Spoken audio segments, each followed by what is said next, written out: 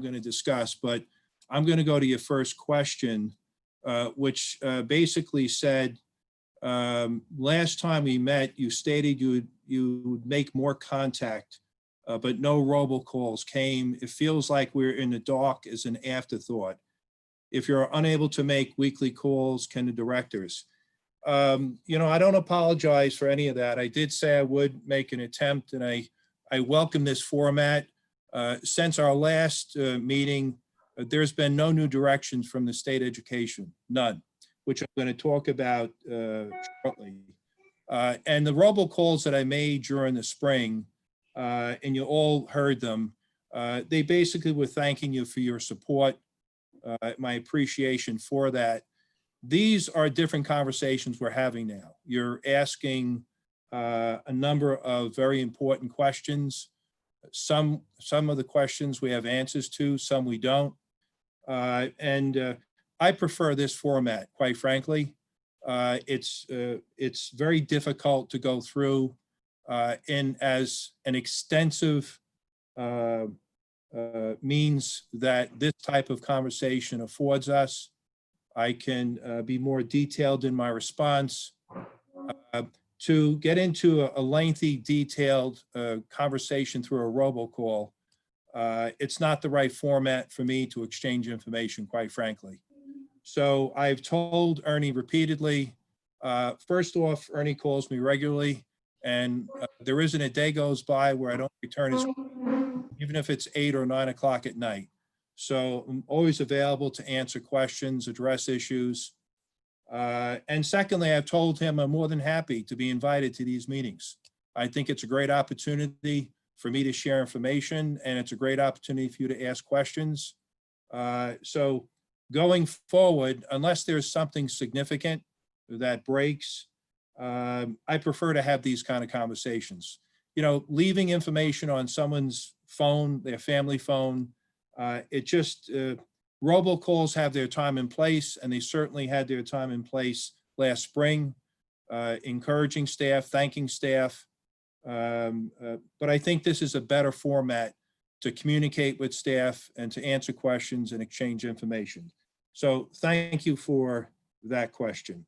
I'd like to, if you don't mind, and I'm on no time rush here today. So as was the case last time, I'm here for the duration to go through this very thoughtfully, very carefully, very slowly, to provide as much information as I can. So I'd like to start off the conversation. So this morning, I participated in a 3.5-hour conference call with the State Board of Regents.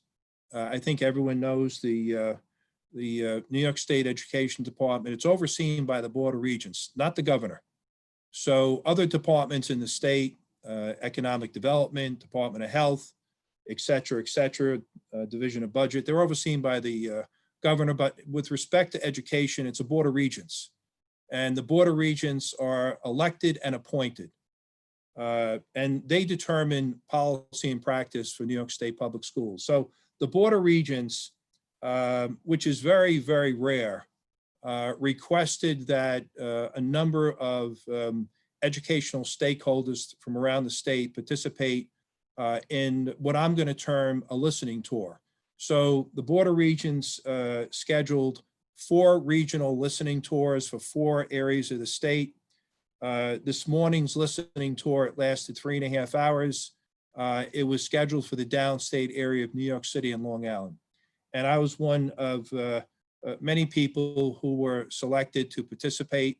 And the purpose of the listening tour was to provide input to the Board of Regents and of course to the State Education Department, because the acting commissioner and all of her deputies were part of this conversation. But it was to provide input relative to the challenges that school districts face when we reopen school. So that's an enormous problem in and of itself. And I say that because here we are almost at the end of June, where we're thinking about the possibility of reopening a school in September. and we're still collecting challenges and obstacles when we need to be discussing solutions to these.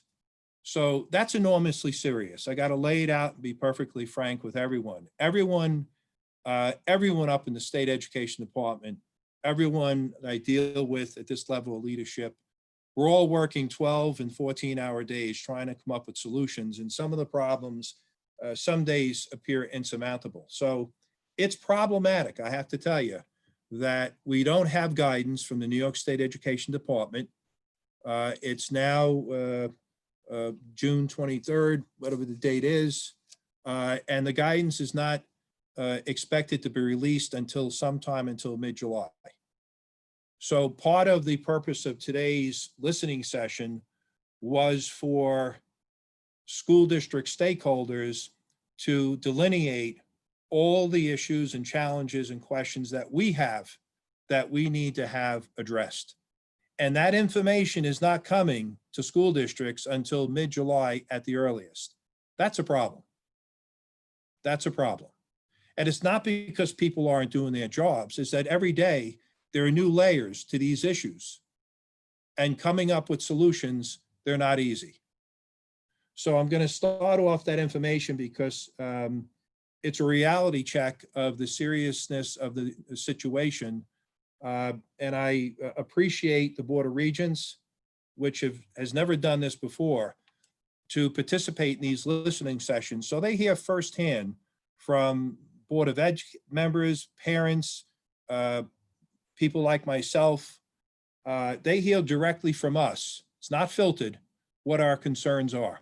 And so does the commissioner and her staff, who have been working very diligently. So I'm gonna start off with what I think is really important information for me to share with you. And as I said before, I'm happy to stay as long as we have to remain to answer these questions afterwards.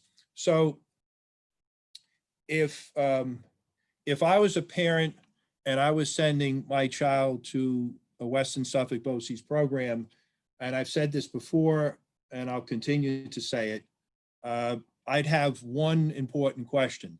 Is the school safe for my child to return? And by the way, that's the same questions that you want to ask as a staff member. Is it safe for me to return?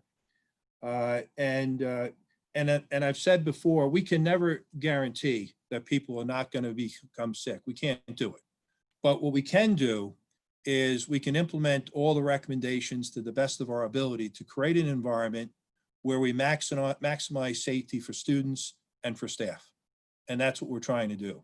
So I will tell you that my number one priority is health and safety. I said it last time, I'm going to say it today, and I'm going to say it every time we meet, health and safety. And you're going to agree with that. Who would not disagree with that? But there are going to be some significant changes to programming and practice in order to ensure health and safety, which I'd like to get into. So one of the first challenges, and I've listed the important ones, not all of them. One of the first challenges for us is social distancing is the code word. And what it means is that there's a recommendation put out by the CDC, federal agency, and the state health department that there should be 6 feet of distancing between individuals. If you wear a mask, it can be closer. If you don't have a mask, it should be at least 6 feet. But if you have a mask, you can go within the 6 feet. And that's problematic because there are going to be many of our students who will not tolerate wearing a mask. And what the CDC guidance will tell you that the general public is required to wear these masks if authorized within the state, and the state of New York has authorized that, for children older than 2 and for children who will tolerate it. That's the language. So where students will tolerate it, my expectation is we're going to require students to wear a mask, and where they're not able to tolerate it, they won't be able to wear a mask. That's going to be the general guidelines going forward. And that's really important because when you read literature, what it suggests is that one of the singular most important things we can do is to wear facial coverings or wear masks, because it captures the virus and it really impedes its spread. You've heard that, you've read that, and that's why it's very important that we have masks and that everyone who can wear a mask is in fact wearing one. I will tell you that we've been working on this for 3 weeks, 4 weeks.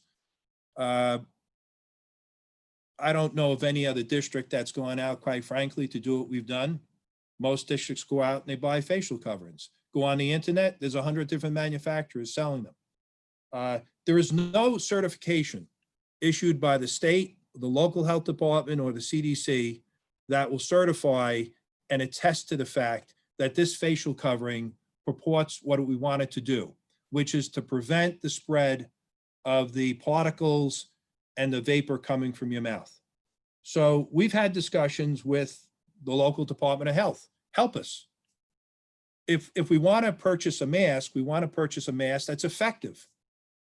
And do you have recommendations? No one will make a recommendation, because if they do, they're in the liability loop to be potentially sued. So they'll say, do the water test. And we'll say, okay, tell me about the water test.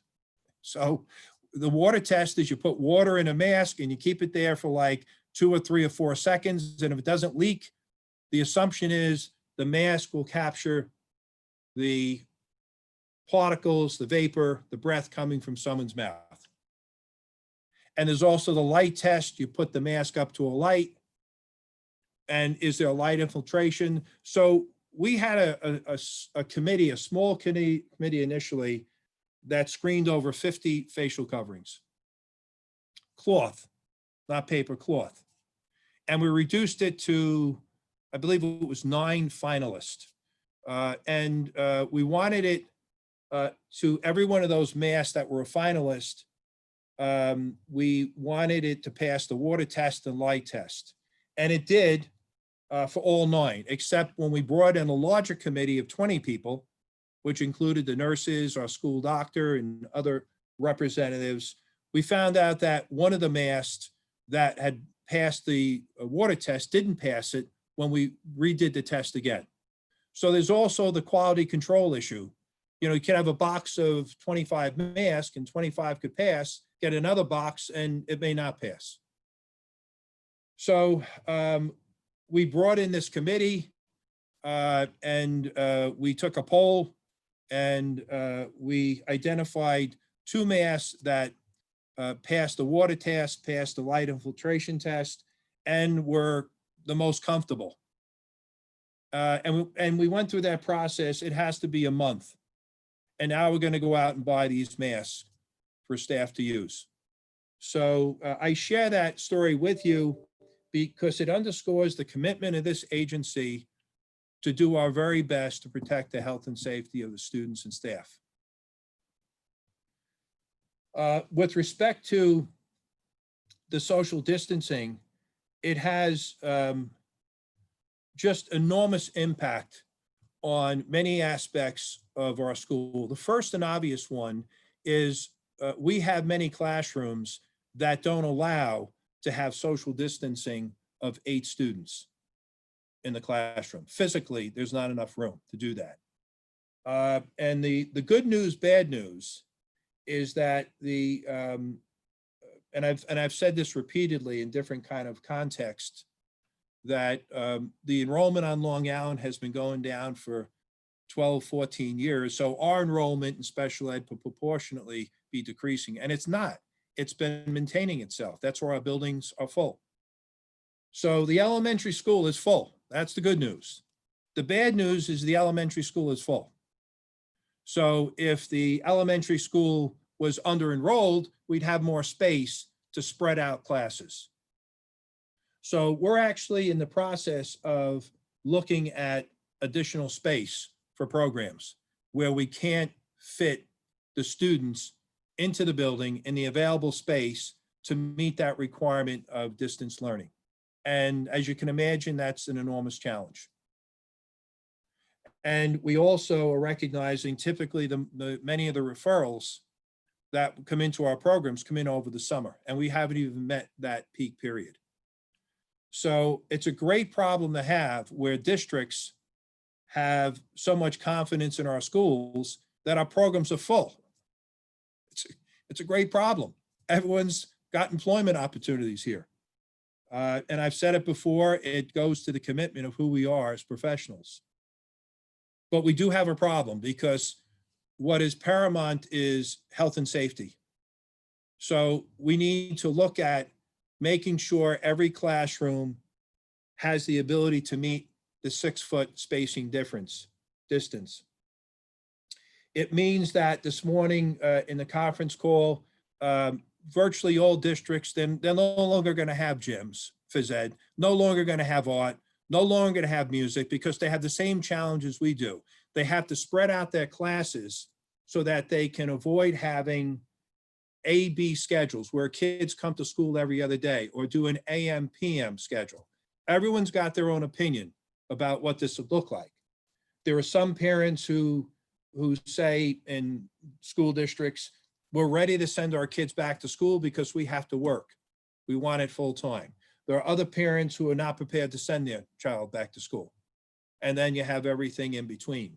What we need to do is ensure that we have the proper social distancing. We're looking at moving furniture out of classrooms to make that work. We're looking at doing everything we can, short of telling districts, we don't have space for your child. You have to find other programs. That's where it is as of this date. It's a serious, serious issue, and we're working to try and resolve it. So in some situations, we're looking to augment the existing space because we don't feel we can recapture space in a building and make it work safely. There are other buildings where we can close different programs, adjunct programs in a building. If you have like a learning lab or a library or an adaptive learning class, something of that nature, we're going to take over that space and turn it into a classroom. Now the class may have 8 students, but if there are smaller rooms, it may not have 8, even though it's an 811, because we can't fit 8 students in the room. So we'll fit in what we can safely do. It could be 7, it could be 6, it could be 5. It'll be what we have to do to fit it in. That has an implication of budget for us, which is if you have a teacher now teaching 5 students instead of 8, we've lost revenue on 3 tuition paying students. That's not your issue, but it's my issue. And how do I keep our budget balanced to make sure that we have sufficient revenue to pay our expenses? It's a huge, huge challenge going forward. The other aspect about social distancing has to do with the nature of the programming. So if you read guidance from the federal CDC agency or from the state, it all suggests and strongly recommends that classes become self-contained to the best degree possible. Now, in a high school situation, it's just not possible. If you're in I'm not talking about our high school, I'm talking about district high schools, where you may start off in a homeroom and then go to very, very diverse schedules. And how do you keep that group of 15, 20, 25, 30 kids together throughout the day? The answer is you can't. In our schools, we can, because we are largely self-contained. So it means that what the CDC and State Department of Health would want is for the group of staff and students to remain as intact as possible for the entire day. So that means that you do not go to lunch in the cafeteria, because first of all, if you're infected with the virus, instead of infecting 4 or 5, 6, 7 other students or 2, 3, 4, or 5 staff, you're now infecting all the kids in the cafeteria, potentially. So the notion is that you're not going to phys ed with other classes. If you're using the playground, there's restrictions on that. You're supposed to minimize the movement of students and staff throughout the school day. Minimize people coming into the classroom, minimizing students leaving the classroom. There's another aspect I'm going to get to shortly about tracing. Tracing is a term that's been used to describe the process of after an individual has been identified and confirmed as having COVID-19, you trace back to see who that person has had contact with prior to being symptomatic. And the incubation period can be 2 to 5 days. And you want to contact every one of those people to let them know that you may have been exposed to someone who is now confirmed as having COVID-19. That's called tracing. And I'll share with you that in the early outbreak in early March, the Suffolk County Department of Health and all the departments of health, but the Suffolk and Nassau, because I had interactions with both of them, they put into place a protocol to how to deal with reporting of individuals who have been confirmed as having COVID-19 so that the county could do their job of tracing. So there were a number of people when we were in session who suspected they might have had contact or exposure. It could have been through travel. It could have been, I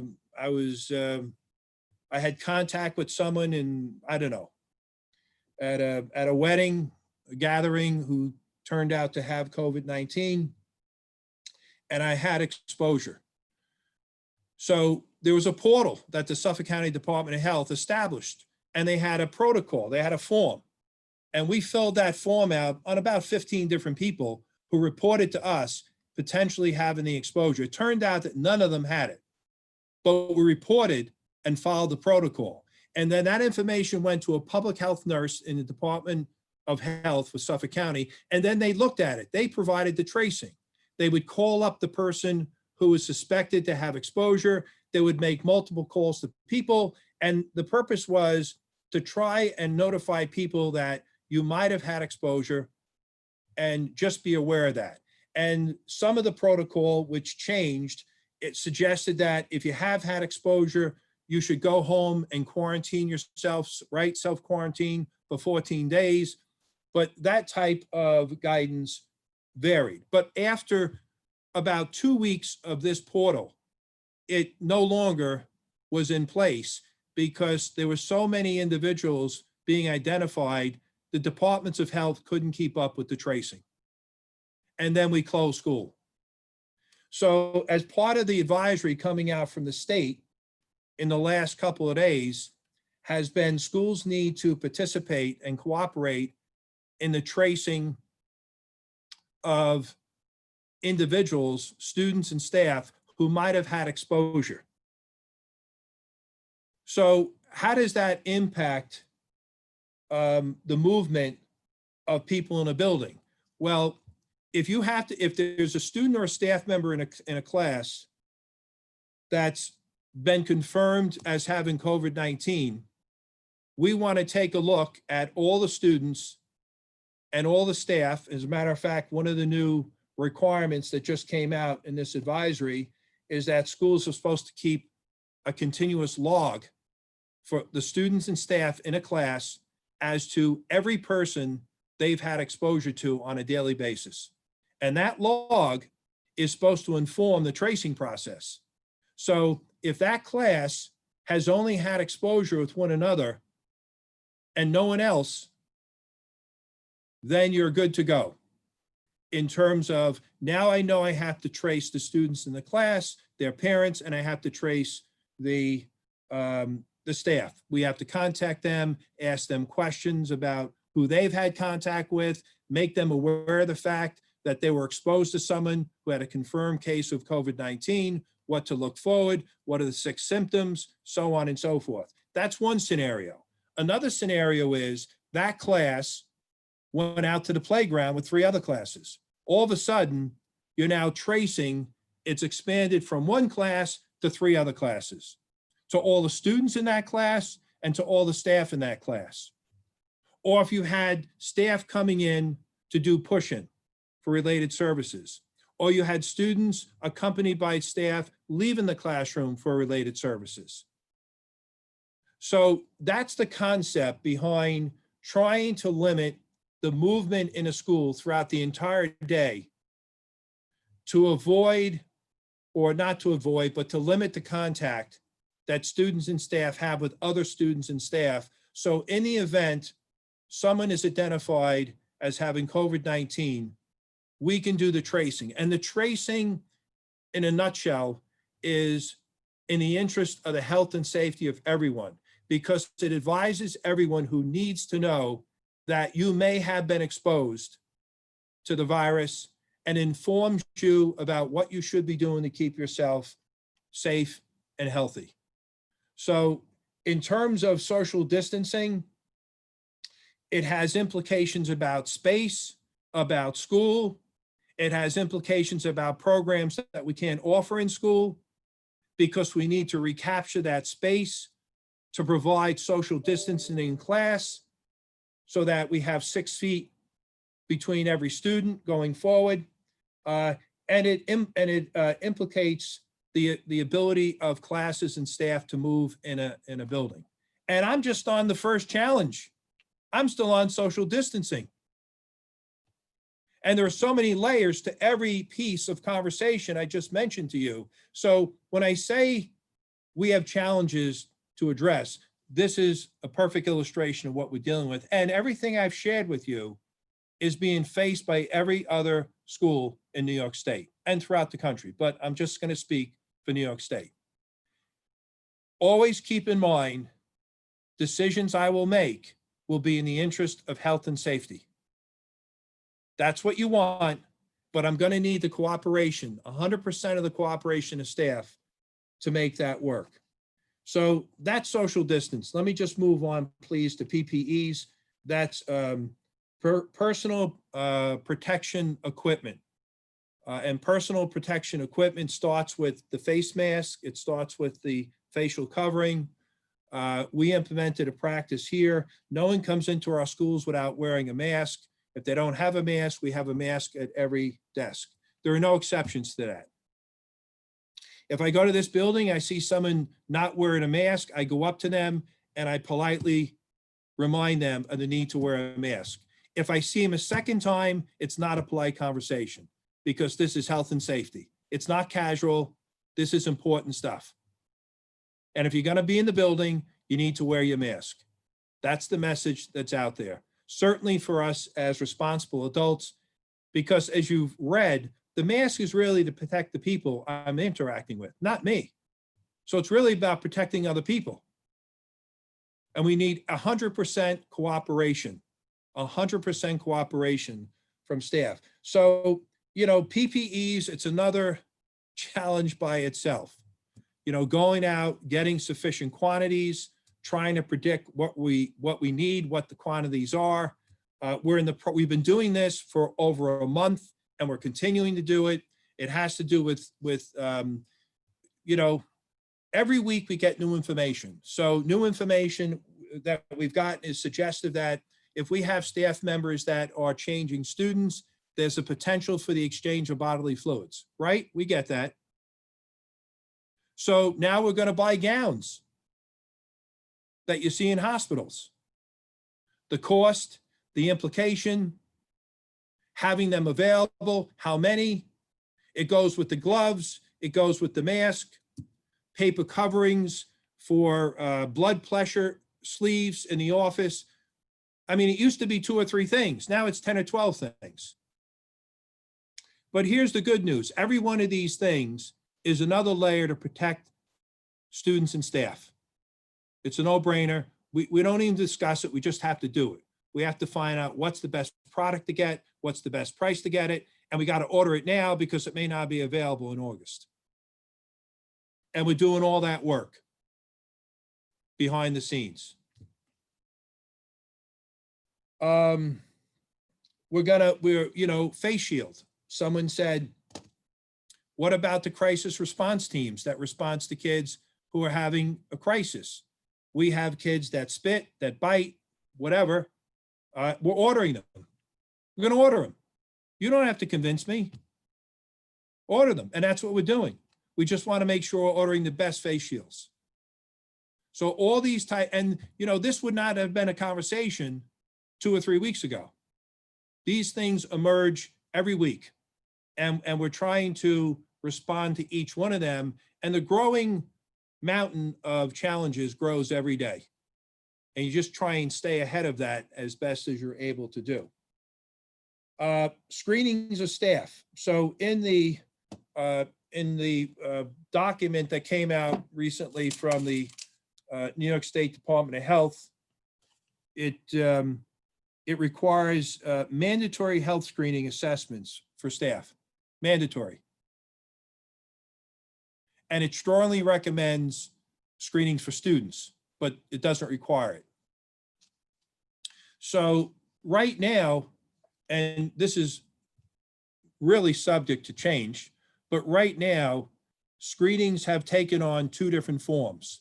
First, I went to the eye doctor 2 weeks ago. And so before I could go into the office, there was a nice lady there who asked me 4 questions that I already knew she was going to ask me. It's the protocol. Have you had contact with anyone who's had a confirmed case of COVID-19 in the last 14 days? They do the screening. So, okay, that's simple enough to do, right? Okay, so how do you do that for 350 people at the elementary school? Could you answer that question? How do you do that? And how do you do it in such a fashion where you're getting everyone into the building within a reasonable period of time? These are the challenges. So, we live in America, and within the last 3 or 4 weeks, they've come up with apps. I'm not suggesting this is where we're going to go, but I am looking at it. So it's an app you load onto your phone, and every morning before you come to work, you answer yes or no to those 4 or 5 questions. And then when you come to school, you put your phone, it's almost like going through customs or your ticketing agent at the airport. You show your booking ticket on your phone, and you put it on a device and it reads it, and you're ready to take off on the air flight. So you show your app that you've completed the questions, you've answered them all, no, no, no, in the negative, and then you're recorded. You just go through. There's also a requirement in this device that requires somewhere here, it requires staff to report if they're symptomatic. Do you have a sore throat? Have you lost your sense of taste and smell? Et cetera, et cetera. You're required to report that to the school. Are you all going to do that? And who are you reporting that to? The principal, the nurse? Is it protected information? Are there privacy issues? You get the layers to all this? So, no one wants to reveal. I wouldn't want to reveal my personal health information. But I would in this situation because I know to do so, it could potentially prevent someone from getting very sick or worse. And as responsible professionals, we all have to give up that right of privacy for the greater good, which is to keep ourselves healthy and safe.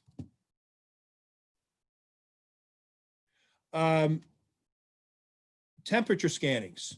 This woman aimed a gadget at my forehead and told me I had a temperature of 97 degrees. I've never had a temperature of 97 degrees. And I said, well, I don't have a 97.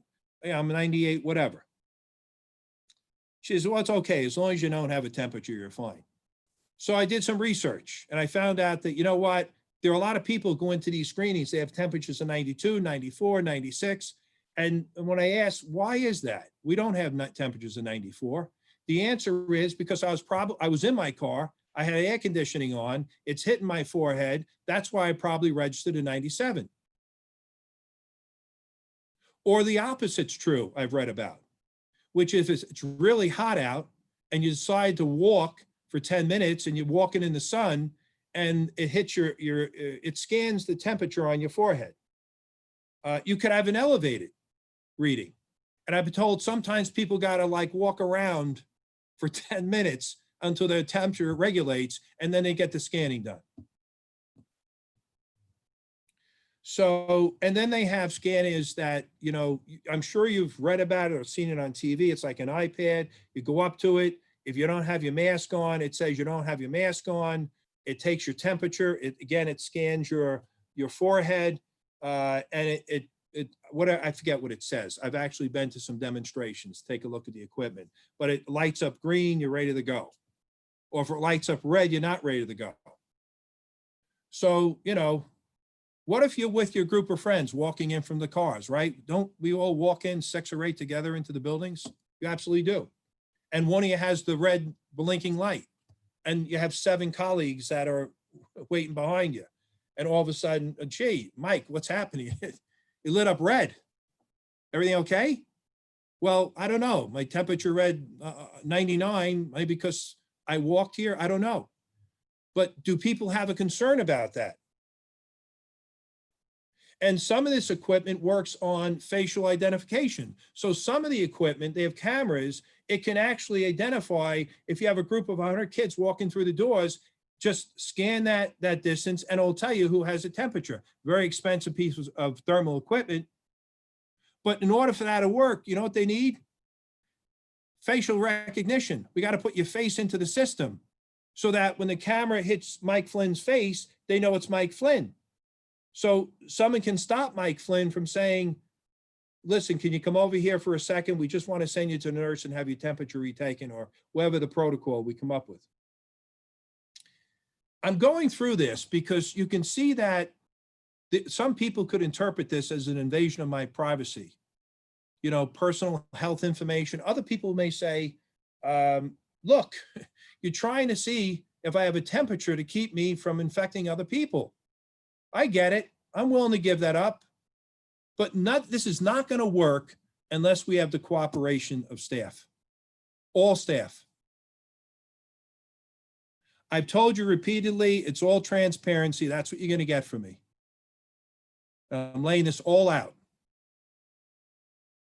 So in order to protect ourselves, we need to come up with a system that staff will participate in. Understanding the purpose of it. Go to students. Our students, for the most part, are not going to be able to tell us if they feel sick. They're not.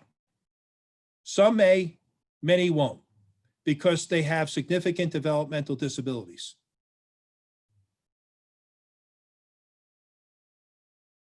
And you leave it then up to the parent to say, gee, is my child sick today? Do I put my child on the bus? Do I put my child on the bus even though they have a temperature? Has that ever happened to anyone here? Where a kid came in off the bus with a temperature into school? So, should we be doing temperature scannings of students? Is the question. And is that an invasion of their privacy? Because we're performing, you know, a temperature. It's a medical procedure. And will we get the cooperation of parents? Because the idea here is to stop the person who is potentially infected at the door without invading their entitlement to privacy, from keeping them from infecting other people in the school. That's the concept. So we're all for that, but you can see there are challenges. You know, we're having this fully conversation that people understand what we're doing and why we're doing it. And I could care less about your temperature, other than to the extent, if you are sick, we need to isolate you from going into your classroom. You need to get medical attention. You need to take care of yourself, keep yourself safe. And we want to protect the other people in the building.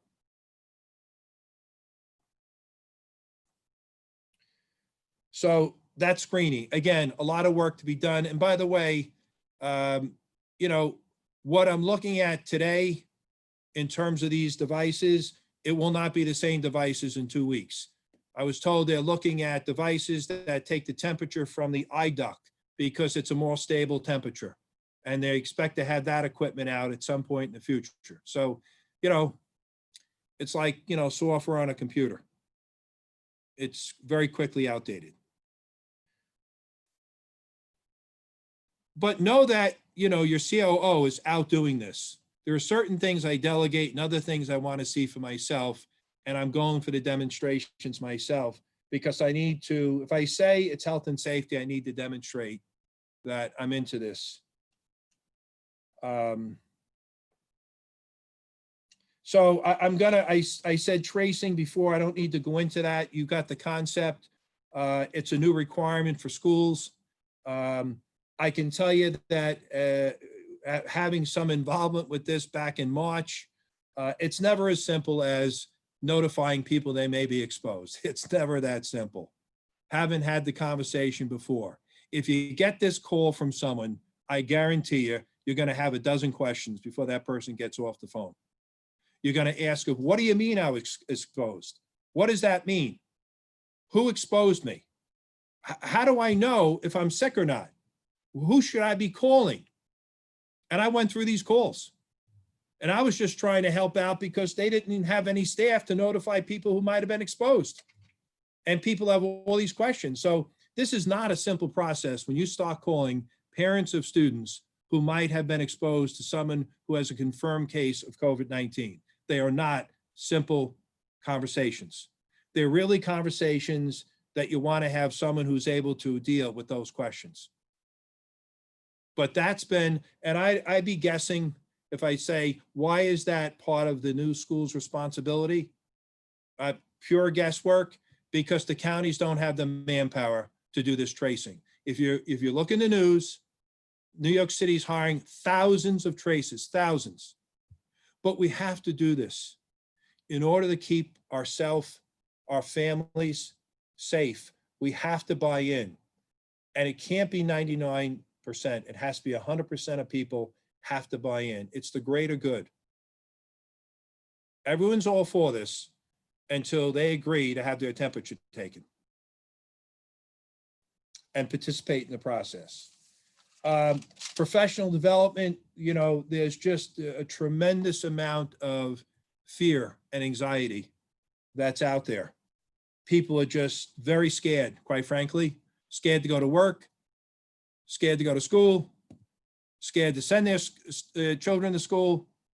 It's anxiety provoking. People have dealt with illness and death in their families. They recognize the serious nature. And we're required in certain cases, and in other cases, I want to provide support to our staff in terms of professional development before we start school. I expect that would happen in September, but I know that answer as well as you do. The governor will make that announcement, and he'll be looking at the metrics sometime in August to see if it's safe to reopen. But we need to tell people, I see it all the time, you know, you have one of these face masks on, right? What I wear. And when you take it off by your ears. You got people who grab it by the front and they pull it off. Well, if you have any contaminants, they're in the front of the mask. That's the worst thing you could do. You just grab the front of the mask and then you just put your hand on a doorknob that someone else just grabbed. So, you know, the training goes from basic information to that, to training staff to deal with kids, you know, the little kids that are going to come into our school. You know, how do we express to them what's happened when they come back to school? So we have a lot of work to be done in professional development. When we do open up in school, and if we do have a case, you know, we had a great track record, albeit it's only for 2.5 weeks, but we were doing fine, and then things exploded. So if we have a case of COVID-19 on the part of a student or a staff member, I'm not sure what the protocol will be because it hasn't been announced because we haven't opened school. I'll tell you, way back when, we would close school for 1 to 2 days, and we would do a deep clean of that school, or actually of the areas that person had contact with. So if you're in a high school and it has 3 floors and 4 wings, you didn't have to clean the whole school. You had to clean the areas where that person had contact, the main office where they sign in, the classroom, so on and so forth. So, you know, what I always worry about is not one person getting infected. It's one person infecting 2, 3, 4 of the people in that school, and then it spreads, right? We've heard about this, the super spreaders. And then all of a sudden, we're not closed for 1 or 2 days, we're closed for 1 or 2 weeks or 1 or 2 months. So everyone has to prepare themselves for the possibility that if we do return to in-person schooling in September, and I think that's likely, if I had to guess, that we may go virtual. We may go on and off. So if we close school for a week or 2 weeks or a month because there's an infection that spread, that teacher who is just doing in-person teaching is going to be doing virtual teaching. And then we come back again to in-person. Could it happen? It could. Do I hope it happens? No, but it could, and that's why I'm getting it out onto the table. You know, we've gotten, I've received interesting feedback. There are some teachers that love virtual teaching, and there are some teachers that want nothing to do with virtual teaching. And you know that better than I do because you talk about it all the time. But I say that because it's out there as definitely something that we might be confronted with when we come back. You know, transportation, I touched on it briefly. I won't spend a lot of time, but you know, we have to renew our contracts because our contract expired for transportation, and we have to put in specifications into the bid. So the specifications that we would put into our transportation contracts now are night and day from what we would have done a year ago. But there's no guidance from the state about any of this stuff. None, zero. So our transportation starts in July 1st. So we have to determine what kind of specs do we want to put into our bid transportation, like cleaning the buses at night, things of that nature, social distancing on the bus. We're waiting to get, every district is waiting to get, is the 6-foot distancing going to apply for school transportation? If it does, it's going to double to triple the transportation budget for every school district, and that's going to have enormous implications for everyone. And the guidance has not come out from the state health department or from the state education department because people are trying to figure this out. Not because people don't want to do it. They're good people, they're hardworking people, they're wonderful people. And this is something new to everyone. And people are trying to balance the decision between protection, health and safety, and what's needed. Is 4 foot enough? If kids have masks on, do you don't need the social distancing? That's what there's, you know, if you have staff with mask on or students and staff, you're okay. If you have a mask on, you're protecting yourself. But does that apply in a school bus where kids can take a mask off? All the things that you could imagine that could happen on a bus. But the bottom line is, the most frequently asked question that comes my way is, will I have a job in September? Right? That's what you want to know. It's what I want to know. And the implications for school districts in particular, because they own the transportation costs to school and from school. We own the cost of shuttles within the school day and what that cost will be for us. When we have no margins, when we're spending hundreds of thousands of dollars on PPEs, when we're losing revenue because we can't put 8 kids in a class, we only can put 5 kids in a class. and your tuition rate is 60,000, and you just lost $180,000 in revenue for one teacher.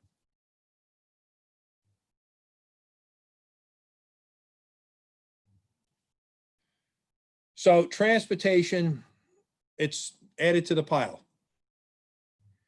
And then the other thing that is a concern, a serious concern, is will parents send their children back to school in September? We're going to send a survey out to our parents. There's never the right time because, you know, ask a parent to make a decision 2.5 months in advance, and they have to make that decision when the situation can change radically in over a 1 or 2 week period. But here's the concept. Is there going to be 5% or 15% or 25% of parents who are not sending their children back to school because they're concerned about their health and safety? Because many of our children have underlying medical conditions. And how does that impact staffing? It's a huge, huge unknown. And you can ask this question in June, but you're going to get a different answer in September. Again, another huge, huge problem. In terms of summer school, my initial decision, you know, the governor had announced in mid-May, I think it was May 21st, we were going to do virtual over the summer. So we were our BOCES and every other school system in the state were not prepared for the Friday evening, June 5th executive order, where he announced that schools may offer extended school year service, ESY. And the executive order, not that anyone reads those, I do. It was very ambiguous. It didn't say BOCES, it just said school districts. The executive order was only dated June 5th to July 5th. That's not even the time frame of our summer program. There was a lot of questions about the executive order, and it took about a week to a week and a half to even get answers to those questions, quite frankly. And I was not expecting that. No one was expecting it. We were expecting that if we're going to reopen school, it'll be in September. And that's the information we were given. And why did that change on June 5th? I don't know.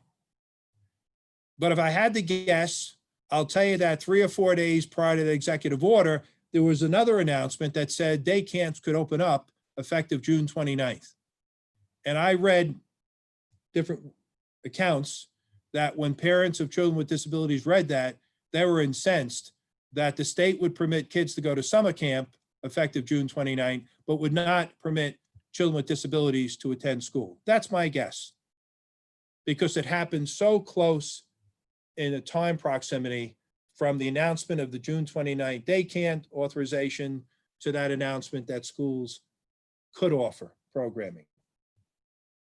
If parents call me, I return calls. I've gotten some calls from parents basically pleading with me to reopen school on the basis of regression that's occurred with their child. It's heart-wrenching conversations.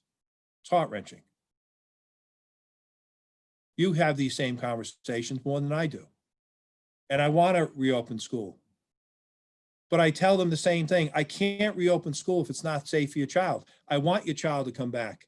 I want to deal with the behavior that your child is now dealing with, that one parent says he's thrown his computer against the wall, he's being self-abusive, violent to other members, on and on.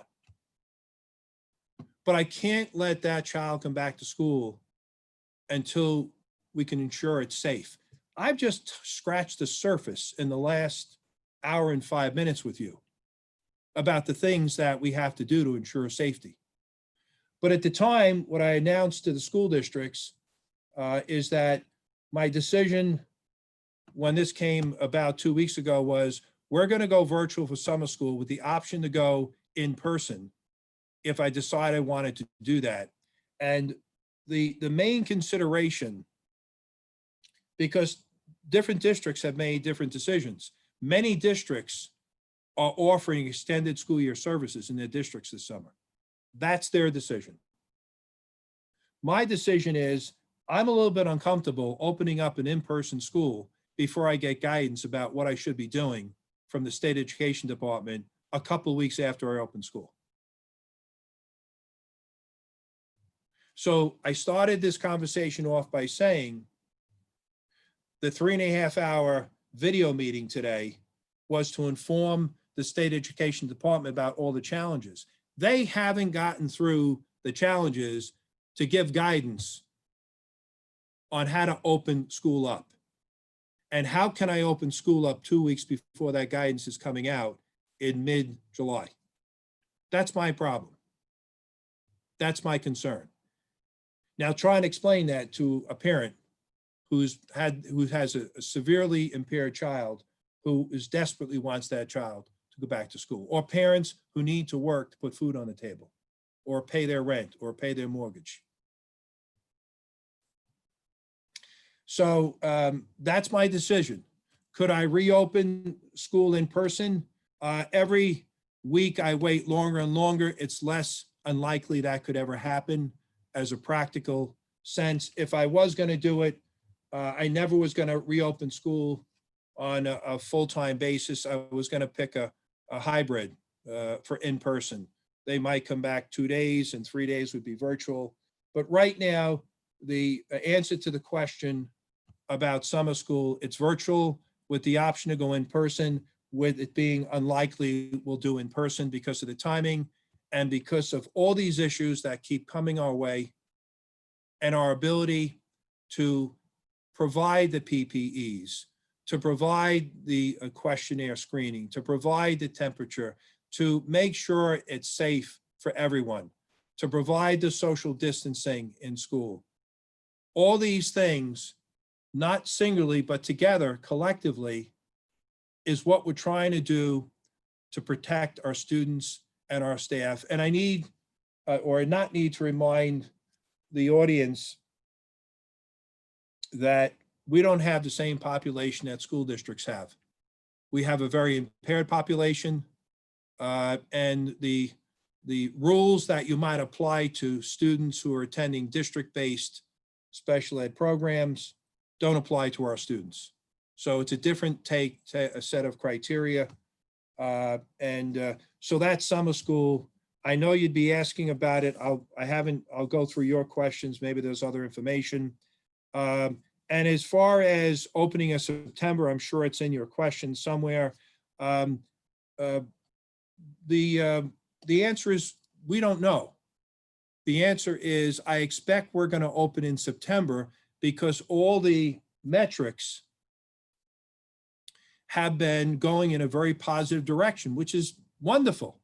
You know, thank God we're getting good news where the rate of infection keeps going down, down, down. And then you go home at night, you turn on the news and you find out that there are other states that now are experiencing what we're experiencing in the early going. And is that going to impact our state with travel or whatever? So the answer is, I hope and expect we're going to reopen school in September, and the governor will make that decision. And I believe he's going to make that decision in August. I think he's been doing a great job, managing this problem, trying to make the right decisions to keep people safe. Not everyone agrees with the notion of keeping things safe because some people are literally losing their business, literally losing the business. I mean, the bakery, where I live, it's been there, I don't know, forever. It's closed permanently. They went out of business. It may sound silly. It's not about eating baked goods. It's about the people who ran this and worked there. They don't have a business anymore because they couldn't survive. And this story is replicated across our country. So these are not easy decisions to make. I think everyone's been doing a great job trying to do the right thing, keeping people safe and trying to balance all these issues, like whoever put the pressure on the governor to open up day camps, where he made that decision to open it up. But then you have the impact of those decisions. For September, I would assume that if we continue with the trend, we're going to do an in-person open. I want to try and build the confidence and the trust of all staff to come back to work. I think the way of doing it is having transparent and honest conversations like this. That's why I support these type of conversations. And because people are afraid, there's no question about it. One of the ways that you alleviate and address that concern is you talk to them and you educate them, and you put measures into place to try and protect their health, and you talk about it.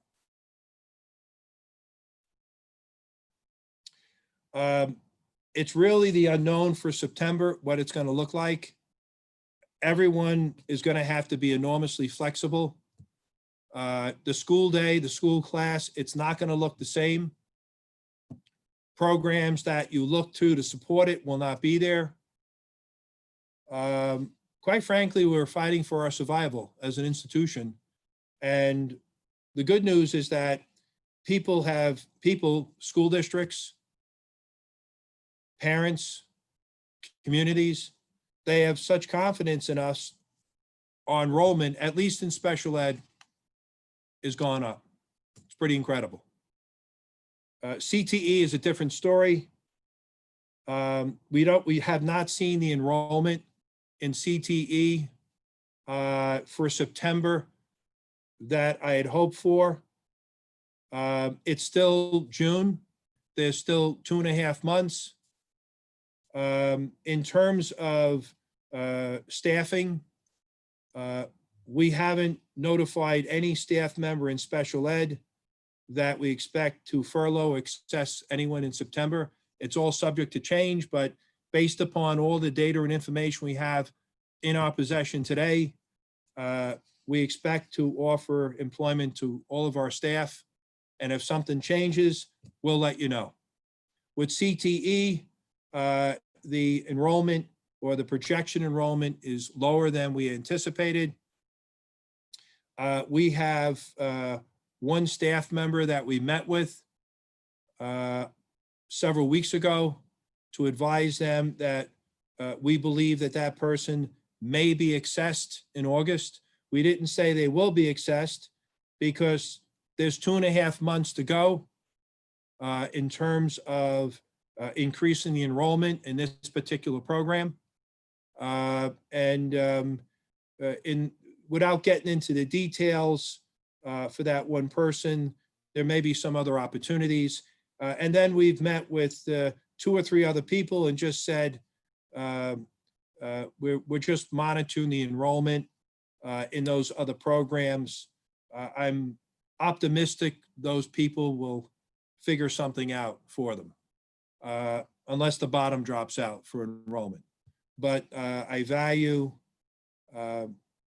when people have worked for us for the course of their career and trying to do the right thing, provided I have the money to pay for it.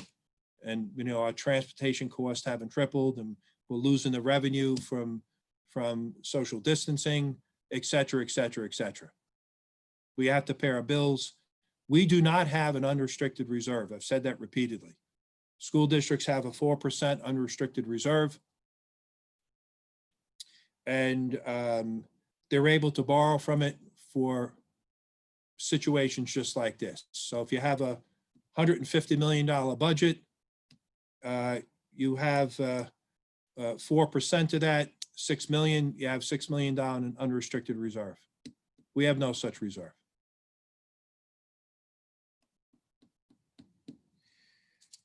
Flexibility. So that's my presentation. It only took 1 hour and 15 minutes. So I'm gonna go through.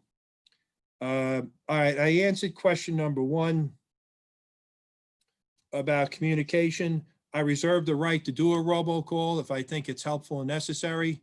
I just don't think it's the way to communicate information at this point going forward, because that would be one heck of a robocall for an hour and 15 minutes to communicate this information. And I like the idea of speaking this way because it enables me to get into the detail, into the weeds on the information. And Ernie's there, he can give me his feedback privately. School in September, let me just read this. Do we believe it will start virtual, phased in, or in person? The answer is, I don't know, but I believe it will be in person based upon all the information I know now. CTE in September, what will it look like? Right now, it looks like we could potentially access one person who would be brought back part-time. That's what I'm hoping CTE will look like in September. Special ed, take over. I just noted on the beginning of the questions if it came from special ed or came from CTE. Okay, thank you. Just for your notation. All right, I appreciate that. Thank you. So this is a question that's not really appropriate for this forum. I'll read it. If we are to take classes, assuming college course classes, over the summer for a step increase, but we're unable to take a class in person because they're not offered, will we receive the salary increase? That's a labor management question, goes for your union. I mean, I have the answer now, but it's not the appropriate forum to answer that. I welcome questions like that. I get it. You know, you want to take your courses, you want to move up, bump up. I get it. But you know, that's let that go through, Ernie. Let's have a conversation. We have a mechanism in place. Anything that would happen of that nature, by the way, what requires what's called a memorandum of understanding. Mike Flynn cannot make any decision about giving anyone anything that's outside of collective bargaining. I legally can't do it. I have to have a conversation with the board. Sometimes it's before the board meeting through an email. Sometimes it's during the executive session because it's negotiations. They have to give me the authority to enter into M&E MOA. And that's after they support what it is. So I'll speak to Ernie about this. CTE, will it be layoffs, furloughs, or, okay. So next question, will it be layoffs, furloughs, or pay cuts to compensate for less state or federal funding? And that came from CTE. Again, I've addressed the layoffs. There could be one person that would have a partial layoff. Pay cuts, we don't, if you're represented by a union or collective bargaining, we can't do pay cuts. We're governed by the agreement. Could we negotiate pay cuts? I mean, you read in the paper, Elwood negotiated a freeze, but they negotiated that. You can't impose those type of decisions upon a union. So we just couldn't unilaterally say everyone's getting a pay cut. It would have to be negotiated, agreed to, so on and so forth.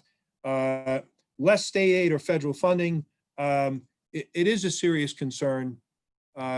We don't get state aid or federal funding. BOCES gets tuition. It's very simple.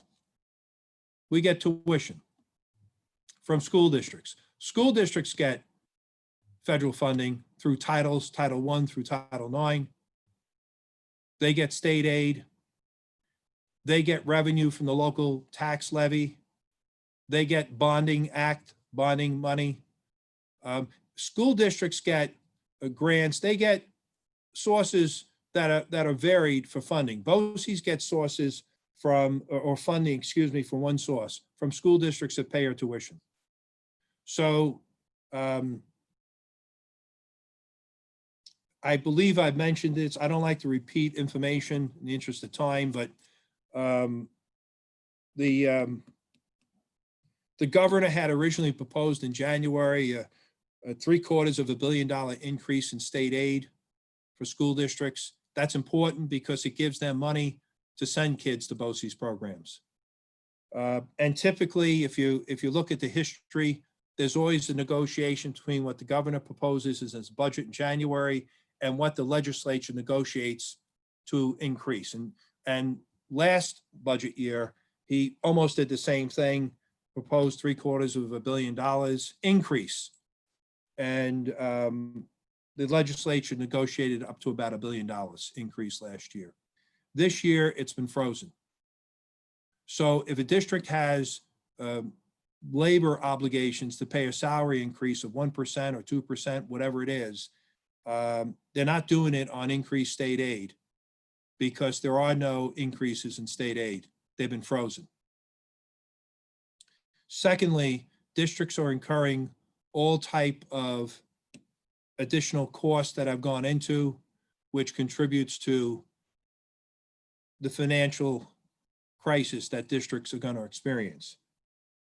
The most serious thing I worry about the most is the governor's pronouncement back in April that districts have to be, and by the way, not school districts, all municipalities in the state of New York plus school districts have to be prepared for up to a 20% cut in state aid. This is tied to the federal stimulus packages. And again, I could spend a lot of time on this, but I think it's important you have a basic understanding of how this works because it has a critical impact on us through school districts if districts have to cut their budget by 20%, or excuse me, receive 20% cut in state aid, particularly for poor districts, more impoverished districts who might have 65 or 70% of their budget funded through state aid. To have 20% of that cut would have a huge impact. I mean, you're not making up, if you have a $150 million budget, 10% of that is 15 million. 20% is 30 million. Process those numbers. Now, they wouldn't make the cut of 15 or 30, that's the cut of the budget. But if you're getting 65 or 70% of your budget is being funded through state aid, you're talking about millions of dollars in cuts on top of everything else we've discussed now. The governor, fortunately, he doesn't want to do this. The state is projected to have a $16 billion deficit this year because of what we're experiencing now. There's been 4 federal stimulus packages that have gone out from Washington since the start of this. One of the package, well, without getting into the politics of it, most of the states that have been impacted by COVID-19 are blue states. Blue states means democratically controlled states. And please take my information as being apolitical, but take it because it's important. The president is a red state. He's a Republican. So if you look at the states that have been impacted, it's Massachusetts, Connecticut, Rhode Island, New York, New Jersey, California, Louisiana, the early states. And virtually all of them are democratically controlled states. So in one of the iterations of federal stimulus, they gave out the federal stimulus money to deal with COVID-19, the federal government did, that was related to, it had to do with population in the state. I think it was Medicaid or Medicare population in the state. In my opinion, I'm not running the country, in my opinion, if that federal money was to help states with the pandemic, that was the purpose of the funding, you would tie that aid to the level of infection in the respective state. So if you had virtually no infection in one state, why do you need to get billions of dollars if you have 392 people infected, where you have 20,000 people infected in another state? You think that the federal aid would somehow correlate to the need, to the rate of infection. That has not happened.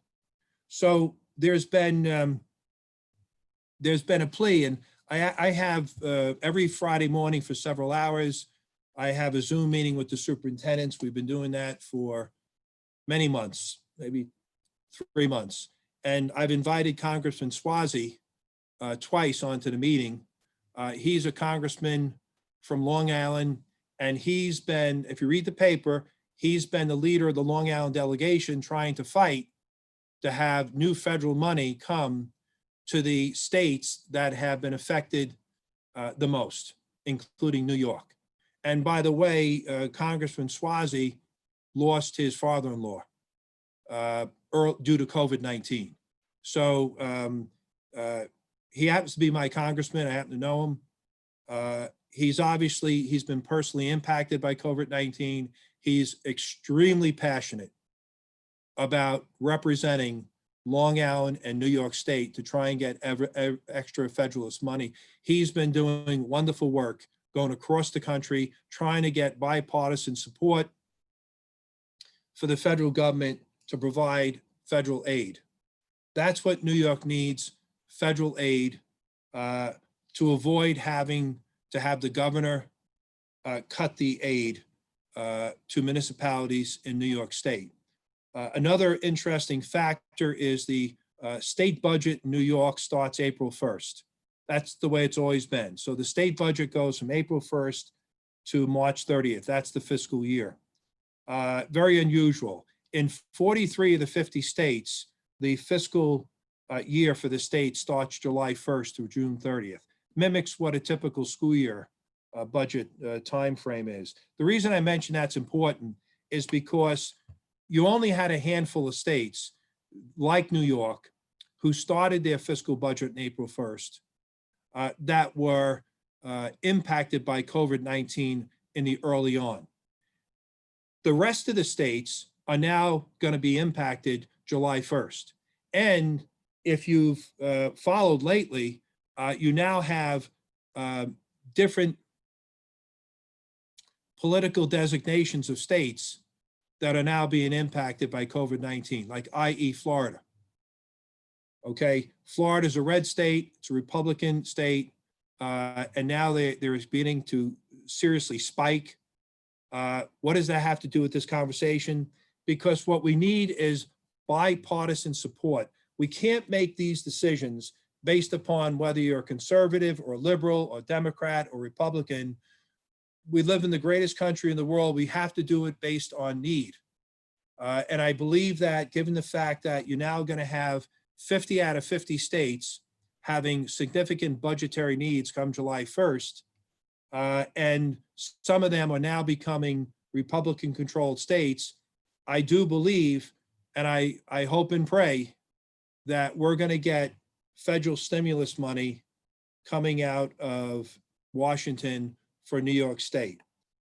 If that happens, we're going to get past this. If it doesn't happen and districts have to cut millions of dollars from their budget, and it all depends. Governor Cuomo said up to 20. It could be a cut of 3%, 5%, 8%.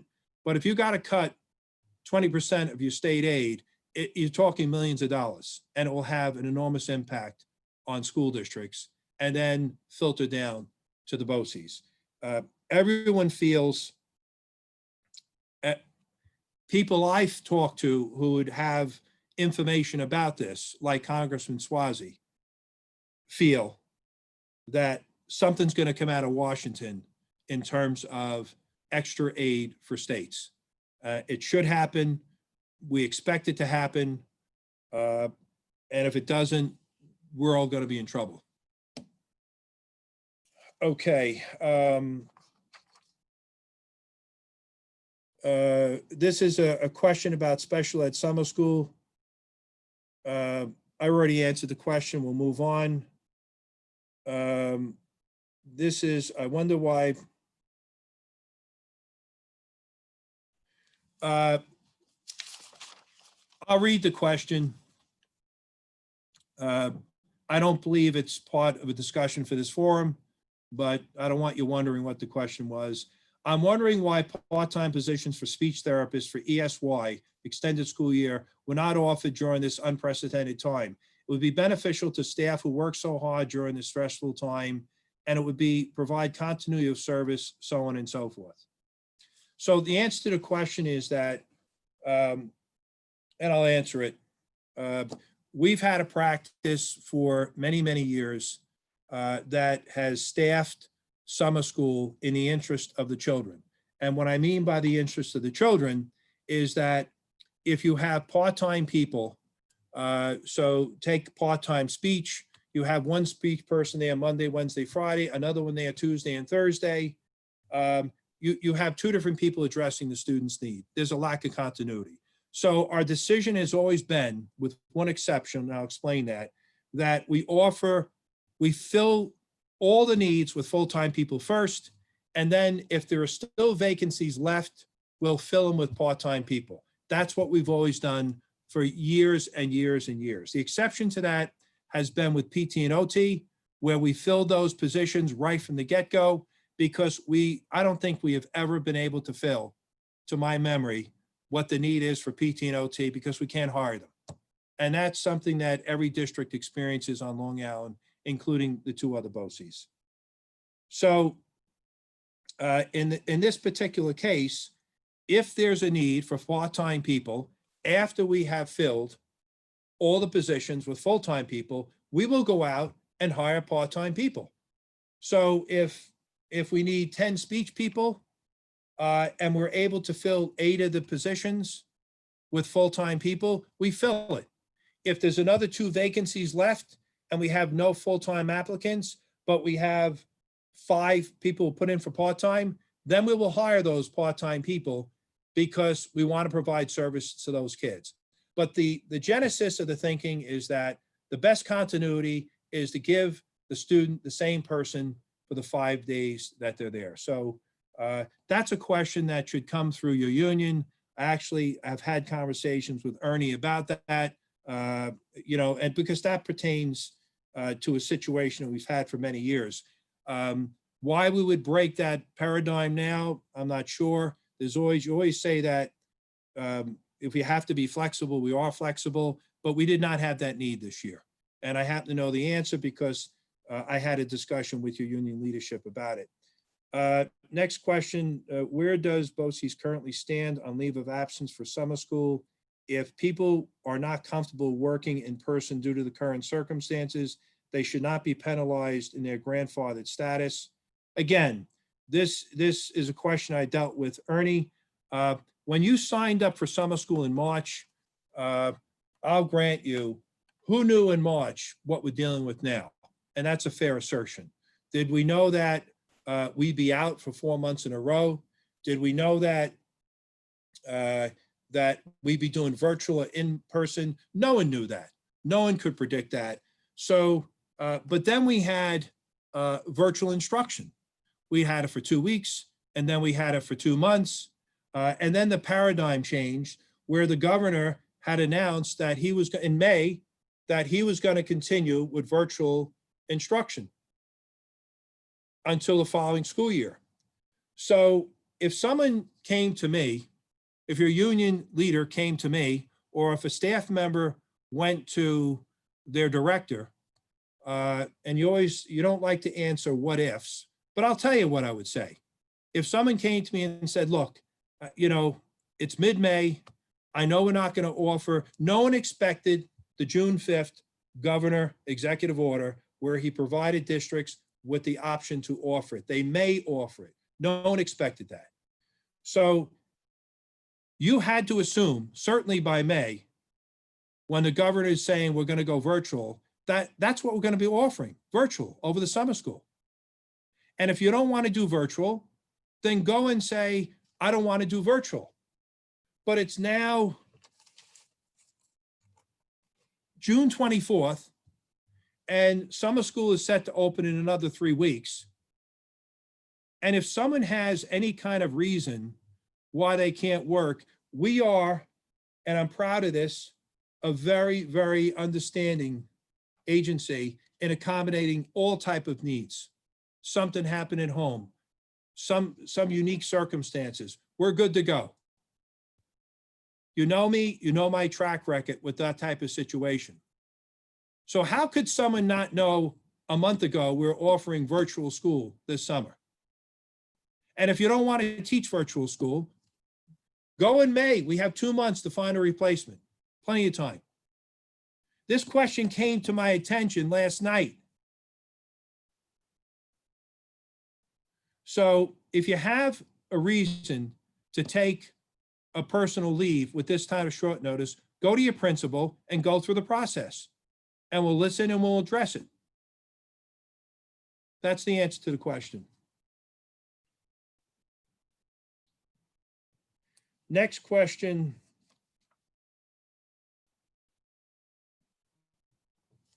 I'll read the question. I'm reading it for the first time. Yesterday, at the summer school meetings, teachers were directed to have individual one-on-one meetings with students over Zoom or Google Meets and told not to record the session.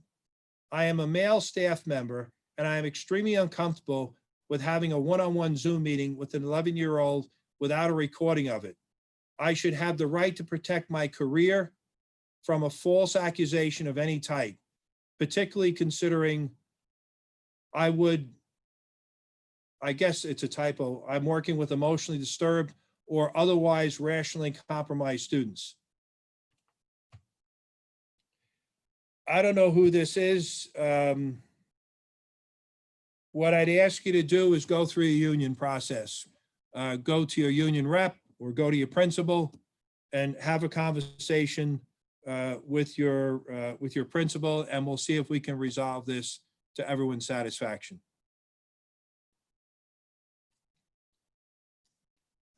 Next question. With the change in the type of virtual teaching from spring to summer, will teachers be given an opportunity to change their mind about working this summer? Okay, so listen, if there are people who decided they don't want to change, I'm going to ask what I told Ernie last night. I expect them to make contact with their principal immediately. Technology. BOCES is looking into providing laptops or the like to staff who need to utilize their personal laptops to do oh, I'm sorry, my mistake. Is BOCES looking to provide laptops or the like to staff who need to utilize their personal computer, iPads, etc., to do the telehealth therapies? The answer is no, we could. We are looking at laptops. We actually went out and bought a number of them. I think it was 500. We did it because we don't know how long virtual teaching is going to last. And we did it because some of our more impoverished families don't have access to that type of instruction, or they have multiple children in the home and they're sharing one computer, and we just wanted to do our best to provide some type of technology in the home, particularly for families that need it. And then also for students that are capable of using that source of instructional material for their instruction. We really haven't emphasized remote instruction the way some school districts have. There are some districts, not a lot, but there are some districts that have been doing remote teaching through all different types of electronic platforms for years.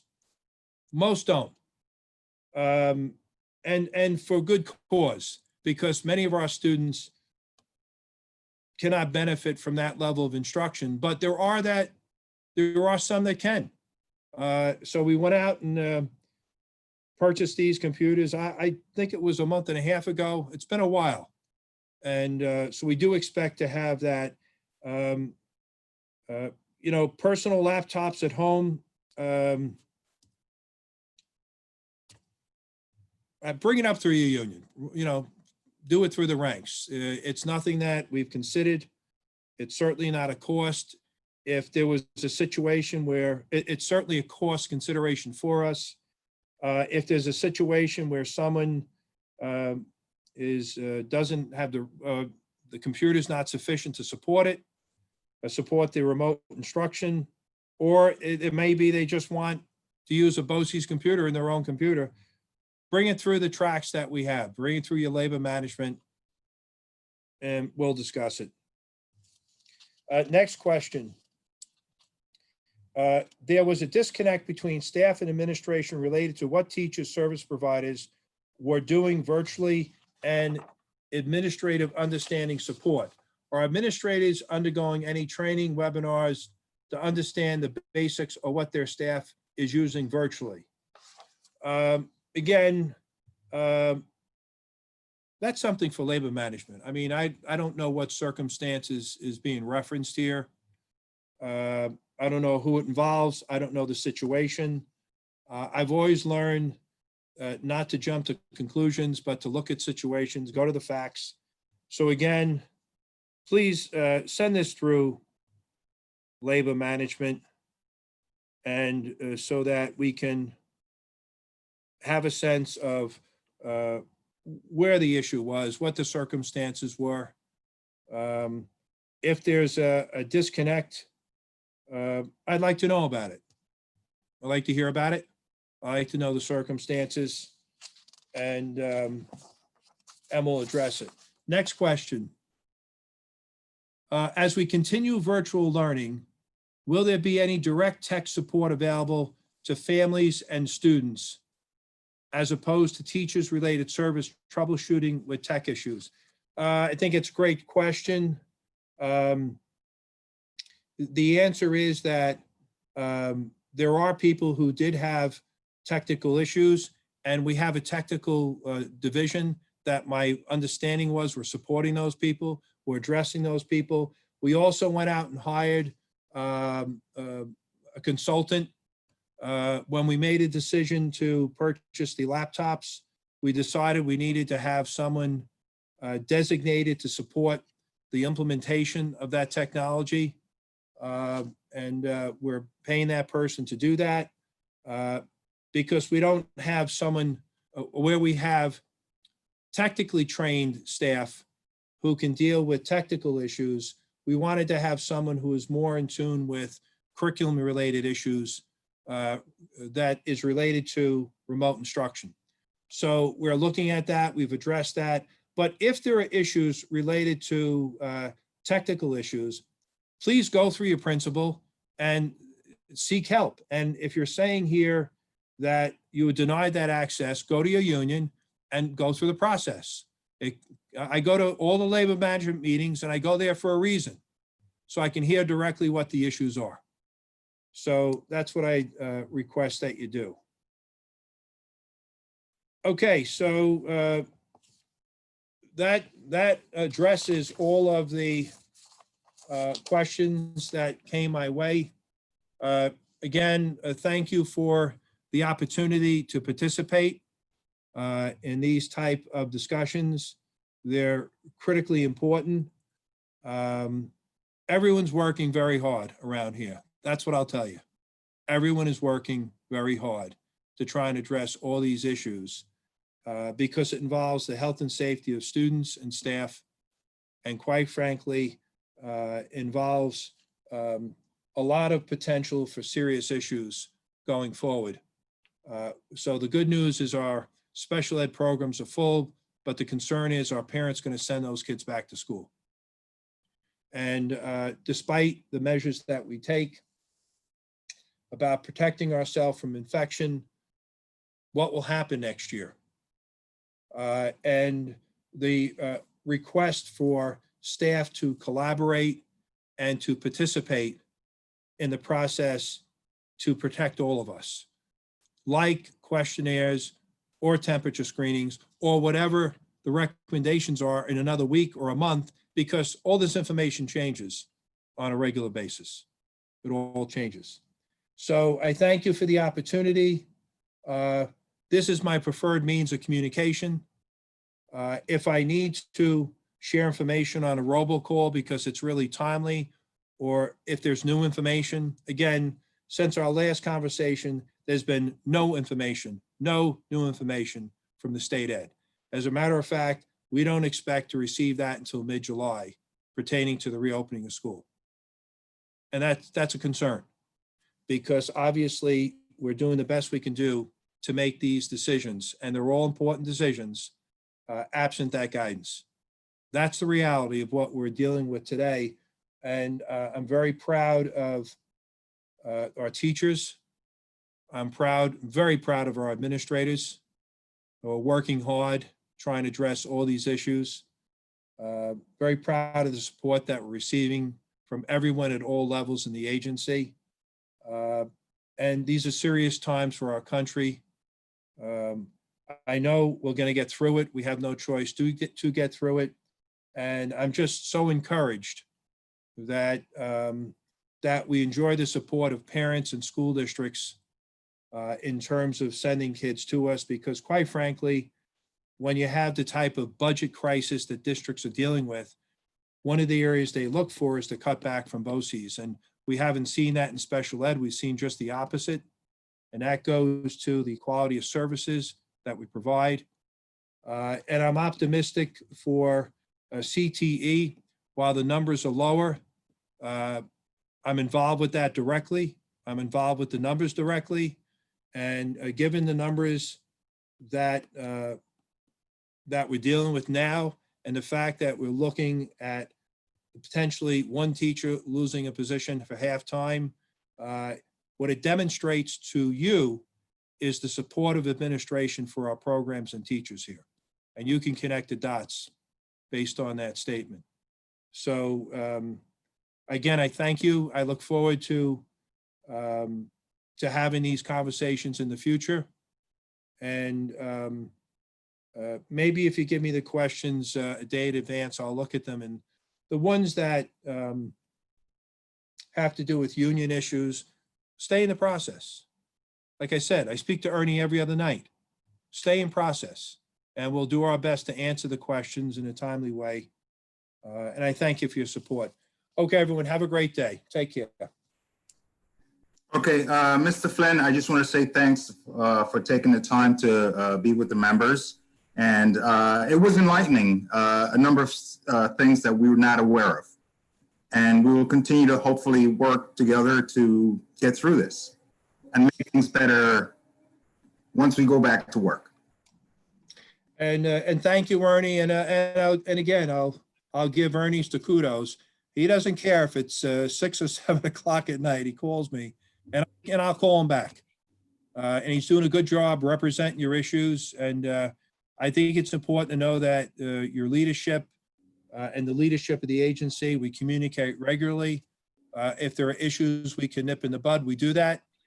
And if there are answers to questions, you know, the problem is when you throw all this out there, you're providing a lot of information to people, and some of these issues we don't have resolutions to. We're working through the process now. But it is being transparent, it is being open, it is sharing information, and it makes me feel good to share all this out there, and I hope it makes you feel good that we have honesty, trust, and transparency in communicating with one another. As I said before, I didn't even read these questions before I opened up the document, and I'm happy to answer any questions. And if there are ones that I can't, I'll tell you. If there are ones that belong in another forum, I'll tell you that too. But I want you to leave with the notion it is health and safety of students and staff. I know you're recording me, and I want you to record me, because that's where my mindset is: health and safety of staff. Everything else comes after that.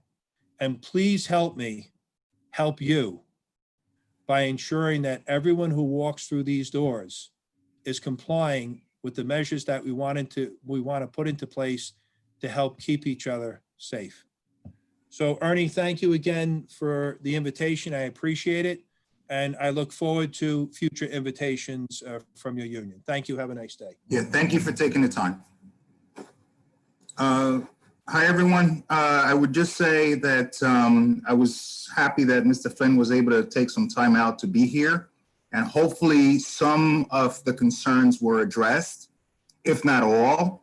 But we're open, and everyone is free to ask additional questions, and I will do my best, and in cooperation with the executive board, to answer some questions that are still lingering, and so that we can prepare to put them forward to the agency.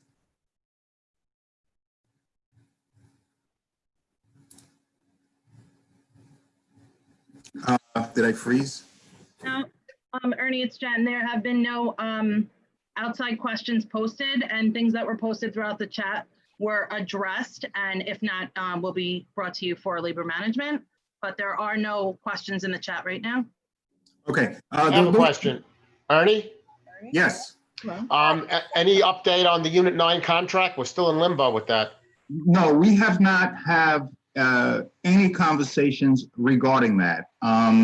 We were addressing a number of issues. The biggest one was possibilities of layoff in terms of, well, it was more geared to the Unit 1.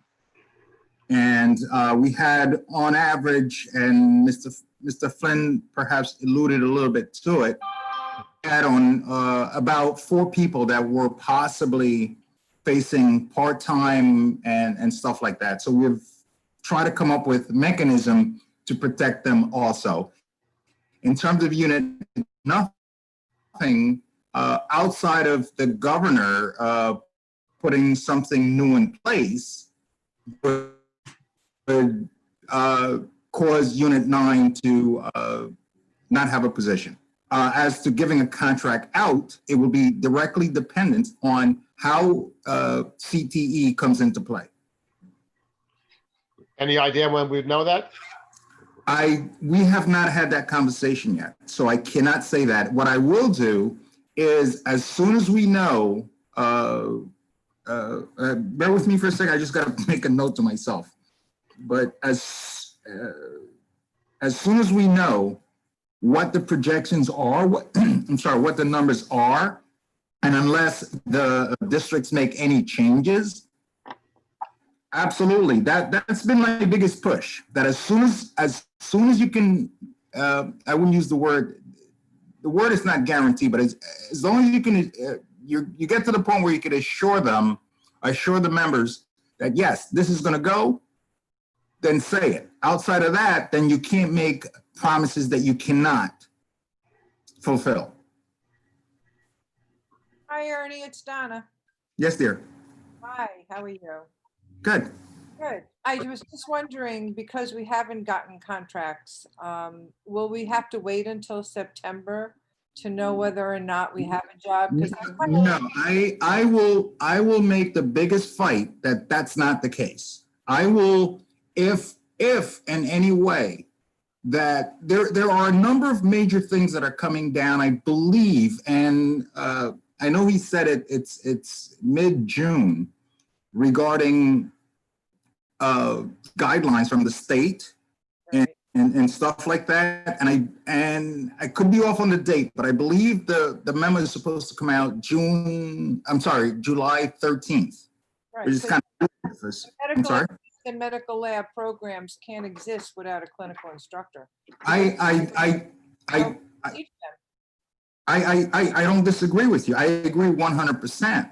The difference is what is and if and when we all can comply with what the state says. I don't know. I mean, my understanding is July 13th is when there is going to be a memo that comes out that stipulates what the procedures are. What are the guidelines for distancing? Those are things that nobody knows, and BOCES doesn't know it all. Also, no one knows. This kind of leaves us in limbo as to whether or not we want to seek other job opportunities, or, you know, whether, I mean, I want to stay with BOCES, of course, but I do have other opportunities, and I don't want to let them go because I don't know if I have a job with BOCES or not. So they need to move on it and let me know what it is. But they can't. I don't know, and I am 150% in support of my members that yes, if I can get BOCES to commit to every single member yesterday, it's done. It's done. The problem is they don't have what to go on. They have nothing. But if they're going to run the medical programs, they have to have clinical instructors. And no, that's not a question. That's going to be the case. That's going to be the case. What they will have to do is make the necessary accommodations adhering to the law. Right. They have to do that. And again, the law has not come out. And I wouldn't say the law, I would say the guidance as to how do you do it. If they cannot provide those guidance, then they're in violation of the law. And if they're in violation of the law, they're not going to do it. So, I have ideas. look, share please share it with us. Share it with us. And if it helps and we can, look, I'm always open because I would say 50 to 60% of what members say to me and to the executive board is paramount. There are ways that we can make arguments. I can separate the kids, wear masks, and I- have them do. Yeah, what but it- it's something we can talk about. You know, I just want to make sure that everyone, if they have questions, they can do it. But no, I agree with you. And quite frankly, we've taken suggestions that you've made to make the argument. We're willing to do it. We are willing to do anything. It's just, there's no point in having these medical classes if you don't have somebody to I, do hands-on experience. It's like that, a waste of and I don't say it disrespectfully, but that's a no-brainer. There's no way you can do, you know, so that no brain right now. I've been home for 3 months. I have no brain. that's a good one. No, but no, we're good to go with that. We will do everything we possibly can. And believe me, I am relentless. It's hours and hours that I spend with Mike Flynn arguing issues, and I'm willing to continue to do it.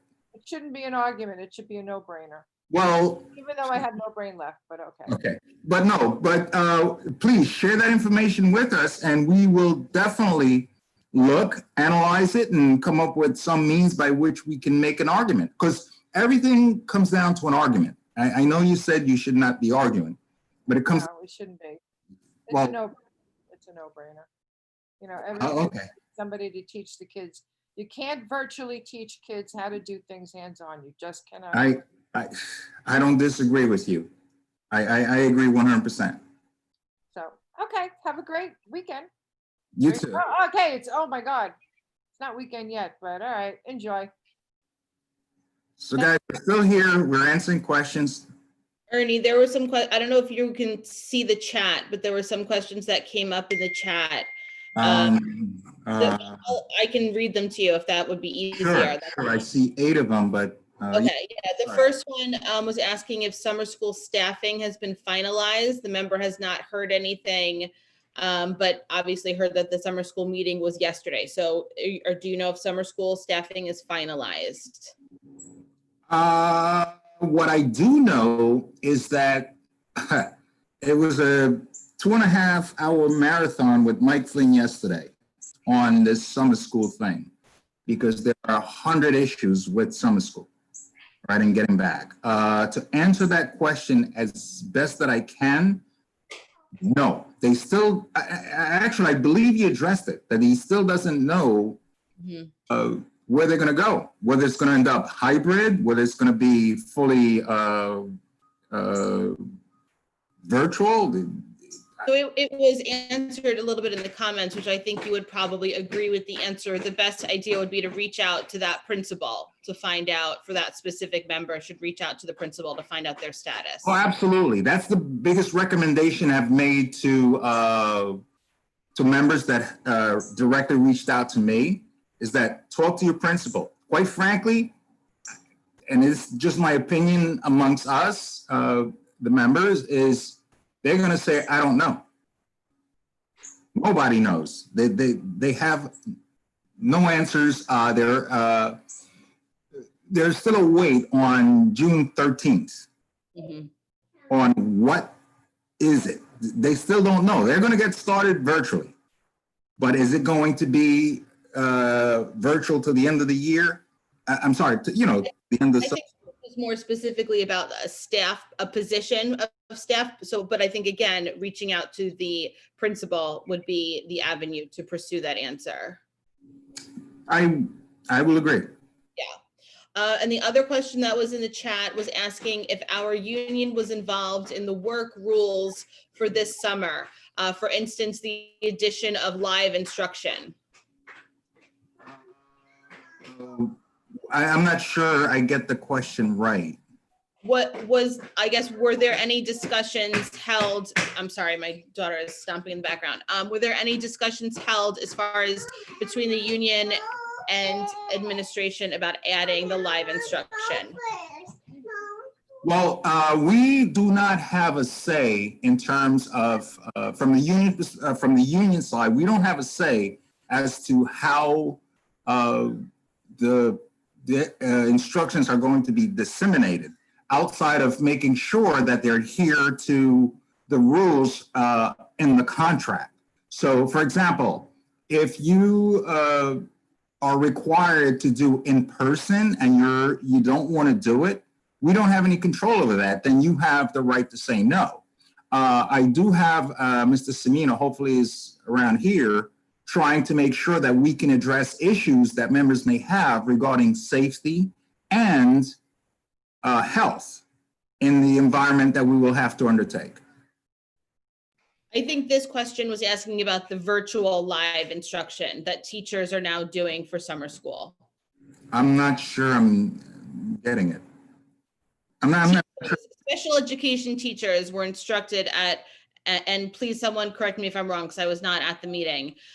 Summer school teachers were instructed at their virtual orientation that they will be doing live teaching with students during summer school.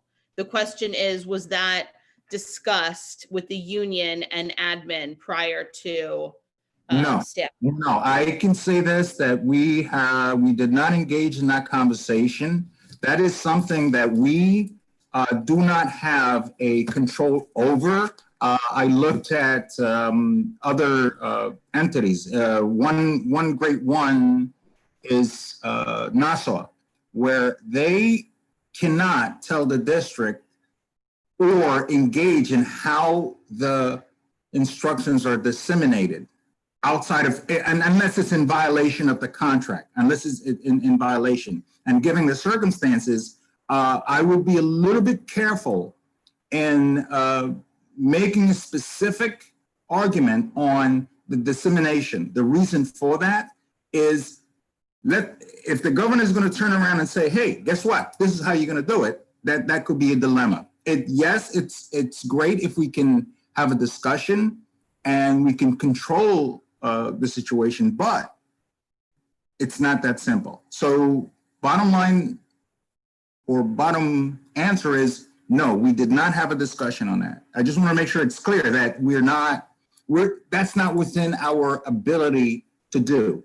BOCES and the districts have a responsibility to the students, paramount. In other words, that takes priority, how they deliver and outside of violating the contract. And technically, we don't have language in contract that says this is the only way you can do it. And quite frankly, I think it would be illegal. I could be wrong, but I think it would be illegal.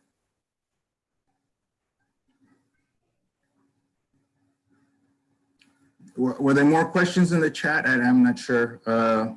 No, at least I don't see any on the chat to everybody. I don't know, Jen, if there's been any more privately.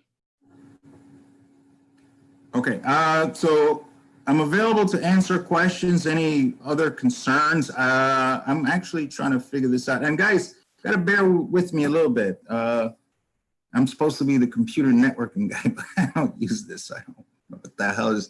What our union involved in the work rules this summer, for instance, the live instructions. Oh, I'm sorry, I just read that. That was, no, we were not directly involved. I cannot speak directly with or for, you know what, Devin, give me a second here. I just want to go back to this one. I cannot speak directly for a number of districts where I learned that irregardless of what the union involvement was, they had everything on a time frame. In other words, it was put in from 7 a.m. to 2 p.m. You had to be here and everything had to be a specific way. This did not occur with us. So I cannot, you know, it's all different everywhere we go. I just want to make sure that is clear. It's perhaps misunderstood because some districts are, it's within I don't know, their abilities to do certain things, but we can only do what's within our abilities, meaning our rights. Let me look at this one. Summer school orientation meeting was yesterday for special education anyway. I'm not sure I That understand. was all in reference to the first question about the summer school. Okay. Yeah. Ed, so I apparently do not have a position. Okay, thanks. I'm not sure I understand that. That was just chat that was kind of going on while you were addressing it. Principal to make sure it's okay. Yes. Yes. Again, we have been working diligently. I'm telling you, it's 9, 10 o'clock at night that we're on the phone just trying to iron things out, because every time you look, something new comes up. How do you deal with it? Well, you try to address it, and given the circumstances, you have to deal with what your limitations are. And that is our biggest dilemma. So we will continue to do it, and things are coming up every single day. Now, certain things have to take priority. You know, safety, as always said, it's #1 priority. And, you know, health and safety, #1 priority. So please, if there are questions, please ask them from unit 1, 9, everyone. Salaries, I'm looking at you. You got a background of a baseball field. I'm making that up. I don't even know. I can't even see it. I'm going blind, man. I need glasses. Ernie, you with me? Can you hear Yes. me? So I think the concern that's coming up is that in terms of summer school, in terms of doing live instruction, there's a whole group component, but there's also an individual component where principals are asking teachers to do one-to-one Zoom sessions on the computer, 2 sessions, I believe, half an hour each per student. I think the concern is just being in a one-to-one session with a student. And that's, you know, a lot of members could see that as an issue, especially considering, you know, the different disabilities on the special ed side and the emotional instability. I mean, even in whole live instruction, we tell teachers, you know, you need to have a para in the room or have another student in the room. You can't be one-to-one with a student, and yet online, having the teacher and the student alone, I guess, alone together, you could say, is not an issue. It just seems like. Paul, No. I would just like to say that, you know, speech and OT and PT and counselors were doing this all throughout the spring. We did it for the 9 weeks. We did individual sessions. And Ms. Flynn, did you feel comfortable doing that? Like, would you be you know, like. Well, in general, the parent was in the room, but yes, I've said many a time to Ernie, you don't know who else is in the room. You don't know what is going on.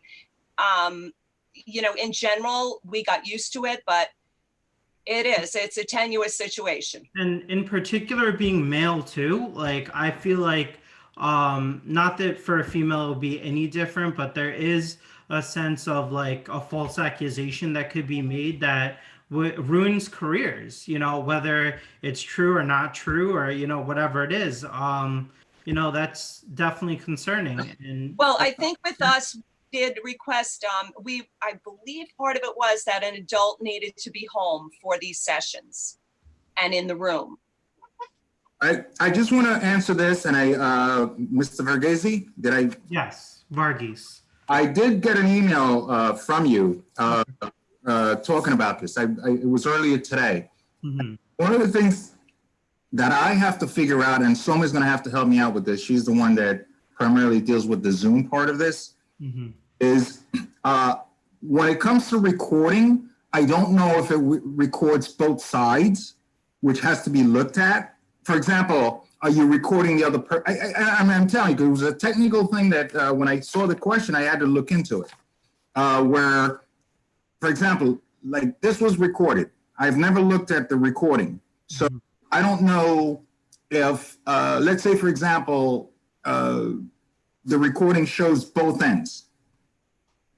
Does that make sense? Like it's going to show. Yeah, I understand what you're saying. Unfortunately, I don't quite have the answer to that, but I know that I would feel more comfortable recording this. No. The reason I'm saying that is that this is something that I actually wrote down after I read your email. And how do we address it? And I believe the question came up during the session. But how do we address it? I feel strongly that the best way to address it is to explain to BOCES for their own protection, right? Because we had an incident, I don't have all the details on it, but we had supposedly an incident that occurred where an accusation was made that was not even true. And right now we're open to this because we're pretty much opening up our home, our lives to everyone, literally. So for this is something that if it has to be on a one-on-one and there are no physical witness to the event, then yes, then that's going to be an insistence that we have to have that says that it has to be recorded. And quite frankly, Ernie, I just want to jump in here. I think we need to be really, really careful how we tread onto this topic because as other people stated, related services have been doing this in homes for the past 3 months, not recording. And we have always historically fought to not record teachers in observations, have cameras in classrooms. So I think that this is a slippery slope that we really need to yes. Consider. And I agree. I will 100%. And that's what's tricky for me to even approach the administration on this. Because number one, yes, the privacy rules given your occupation, all right? Given your occupation. Yes, I was always against having cameras in classrooms. I was 100% against it. But what are the mechanisms that are going to be put in place? That's what I said. If recording has to be the case, then that's something that has to be dictated by the state. However, the recording will only or should only be between the provider and the recipient of it. In other words, it's not something that anybody else is looking at. Granted that there could be somebody in the background. Again, these are things that we can't answer in 10 seconds. What I will Correct, but also to point out in the letter that went home, and someone mentioned this in the comments, when the letter that we sent home before we started doing the teletherapy sessions specifically requested that the parents not record sessions because it was not BOCES procedure to record sessions. I think, and I will speak very openly for myself, it was a very uncomfortable transition to make back in March to do these sessions, one-to-one sessions when you don't really know what's going on. And I think your first inclination, your first response is like, we can't do this, we should record it, this is not going to be good. And then you do transition into it. So I just, again, want to reiterate the importance of stepping back and looking at this whole situation. Like you said, Ernie, it's not something to be decided on or figured out right now, but I just think it's such an important issue that we really need to think about all possible ramifications of it. I'm 100% in agreement. I'm actually 110% in agreement that yes, we cannot move forward and say, okay, we're going to record, we're going to do this. I don't know the logistics. I don't know what the state will say. I don't. It's all contingent on what decisions come about. How do we do this please, Devin, tell me what the therapy, but this is like now the classroom is just called live instruction. Okay. We have live instruction from teachers and teletherapy from related service providers. Okay, teleservice, all this stuff is totally new.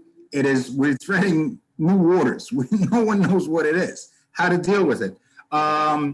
Is it that you should have a record? You know what, quite frankly, for your own protection, you should. Now, is it fair for it to be recorded in the sense of physically live? I don't know. I don't know this. This comes from legislation. So to move on to another question, it's the new thing to ask from administration and for them to get clearance from state ed as to how do we address the issue as to members being directly, and I'm going to use the word, and I'm not sure it's the right word, exposed to student one-on-one base when you don't know what's happening in the background, and then accusations could be made where it never happened. Ernie, this is stuff that we have been bringing up since April in the services. And also we used FaceTime with some students because the students did not have, you know, a computer. We did FaceTime, which was not recorded. Some people did telephone conversation with students, not recorded. You know, I mean, related service has been open for litigation for a longer time. You know, I'm surprised more teachers weren't talking about it earlier on. I will say this, as far as I understand the laws, for years back when I was responsible for things that occur on the web, the entity, again, this gets very complex, and why would we want members to have to endure getting this solved? But when you do whatever you do, it's recorded anyway, all right? For example, every email you send, it's recorded. And I believe the statute of limitation is 5 years, and don't hold me to it. All these things that we're doing, whether you record it at your level or not, I believe, and don't misunderstand me, it's being recorded. The problem is the extent of the time, by the time it could be subpoenaed and brought to court and go through this, the member is going through hell. That is the problem, but automatically, whatever we do online, it's recorded. There's a trace of it. Hi, are we ready for the next question? Absolutely. Okay, so one of the things that I think we need to clarify related to summer school, and the junior senior high met yesterday, and then the elementary met, and there seems to be a discrepancy as to how many hours live we have to do. Meaning, junior senior high was told we have to do 1.5 hours every day of, I believe the word meaning whole group, meaning my group is 8, so I have 8 students online every day. And then I have to, in addition, do 2 half-hour sessions for each child. Now, if you measure that out, a teacher in a 12-to-1 classroom will have to work more live hours than a teacher in an 8-to-1, or a teacher that only has 6 kids in her grouping, and varying. So the amount of hours is being dictated to us rather than us grouping our students into appropriate groupings for an amount of hours that they want us to do. So if they want us to do 3 hours of live instruction, that's fine, but let us group our students. Like, I'm looking at my group, I did live instruction March till June, and I grouped my students accordingly. And however many hours that was, whether it be told to be a set amount or not a set amount, there seems to be a discrepancy between the junior high and the elementary. So that could be incorrect, but that someone just shared with me that the elementary is only asked to do 1 hour. We are asked to do 1.5 hours. Now, I could be wrong on that. The other fact is someone in a 12-to-1 class or any number of students, they're doing additional time. Every student they have, it's an additional hour of live instruction a week for that student. So it seems to me that they're taking away the whole concept of what special ed is. I would never group all my, I have a very high functioning class, and I did virtual with them, and it was very hard for 8 students to be online, as you can see it is for us, to do instruction. I grouped my kids 2 and 3 at a time, and I did 3 sessions a day. That's what I did. I think teachers should have more of an opportunity to lay out their platform, and then if there's a problem with the platform, they could come back and say, listen, you're not doing enough. You need to do a little more. These are the guidelines. but they're telling us, no, the guidelines are you have to do this. I honestly, I cannot answer you because my hope is that I'm going to say this and you're not going to take it offensively. No, Bitched at me last night when I would have been able to start, because I did not see or did not get any information regarding what occurred during the meeting. I have been asking to get a preview as to what's going to be presented. And, you know, they're within their rights not to divulge that. Right. Here, I can't answer you. I don't have an answer for you. The only thing that I can do, and the executive board, I'm sure, is in agreement on this, that we can go back and address ways that we can perhaps, I don't know, massage this, you know. yeah, I think people are looking for some fine tuning opportunities. And again, we're talking, look, yesterday with Mike Flynn, it was hours on hours, just trying to figure out that they still don't have a clue what they're doing. And I'm not saying that disrespectfully. They don't. It is so complex. And yes, you know better. You have a better understanding as to what the hell your program is about. You know, and hopefully people are not getting me the wrong way when I use certain words.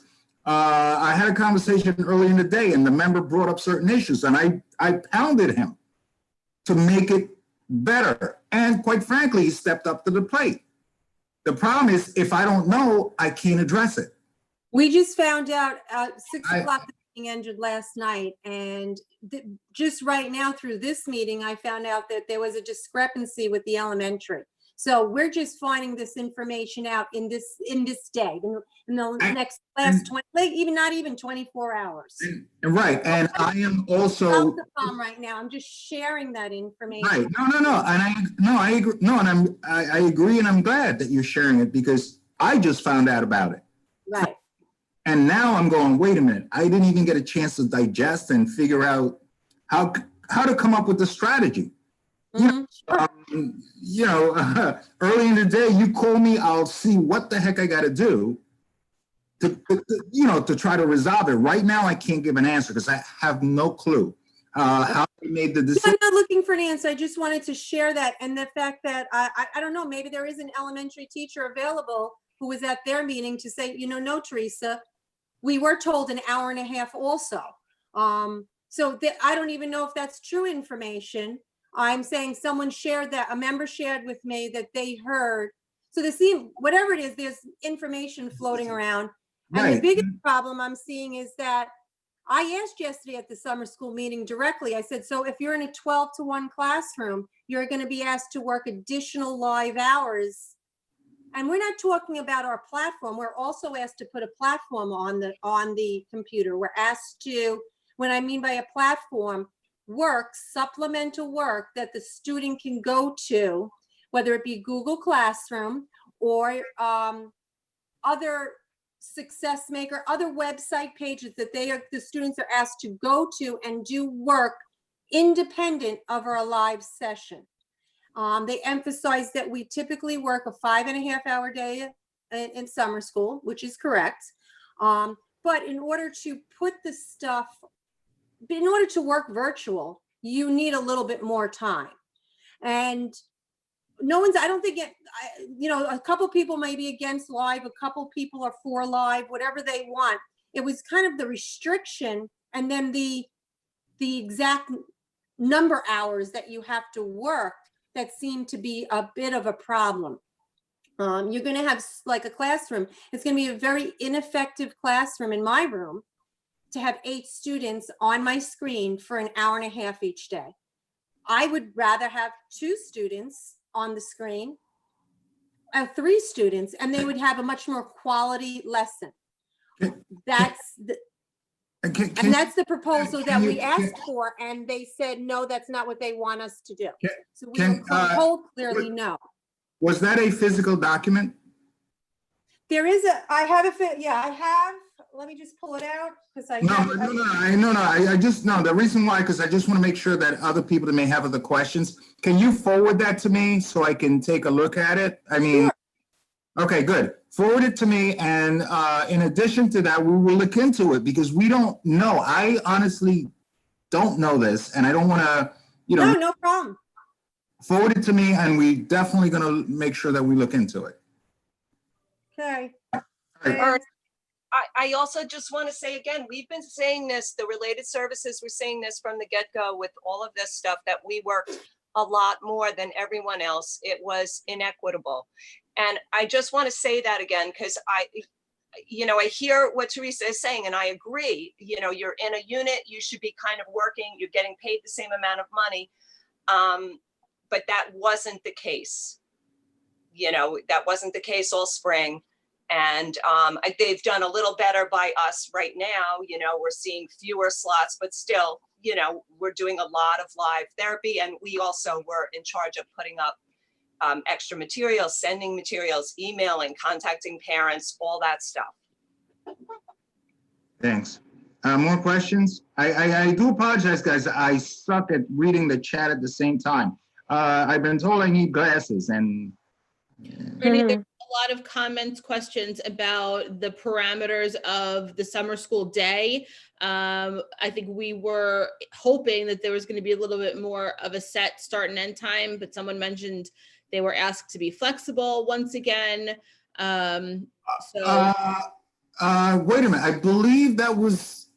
I believe at the last meeting we had in particular with speech or related services, it was made clear that would occur during, and don't hold me 100%, I'm just on the top of my head, that it would be adhering to the regular school hours. And if something changed during yesterday's meeting, then I'm not aware. Okay, I mean, again, we were not there, so if anybody does want to share what the directive was on, start and end times, that would be helpful. Yes, I was there, and the directive, there was no literal start and end time.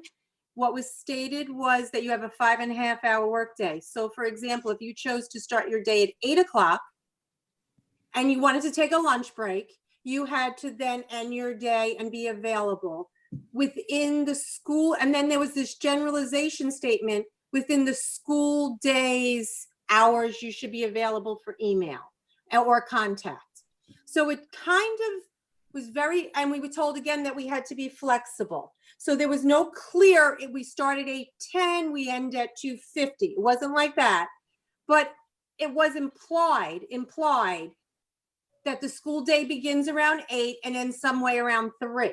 So if the only time your kid could do a session was at 2:30 and you didn't start your day till 9 o'clock on that Monday, like your first client was at 9 o'clock, then technically you could go until 3 o'clock.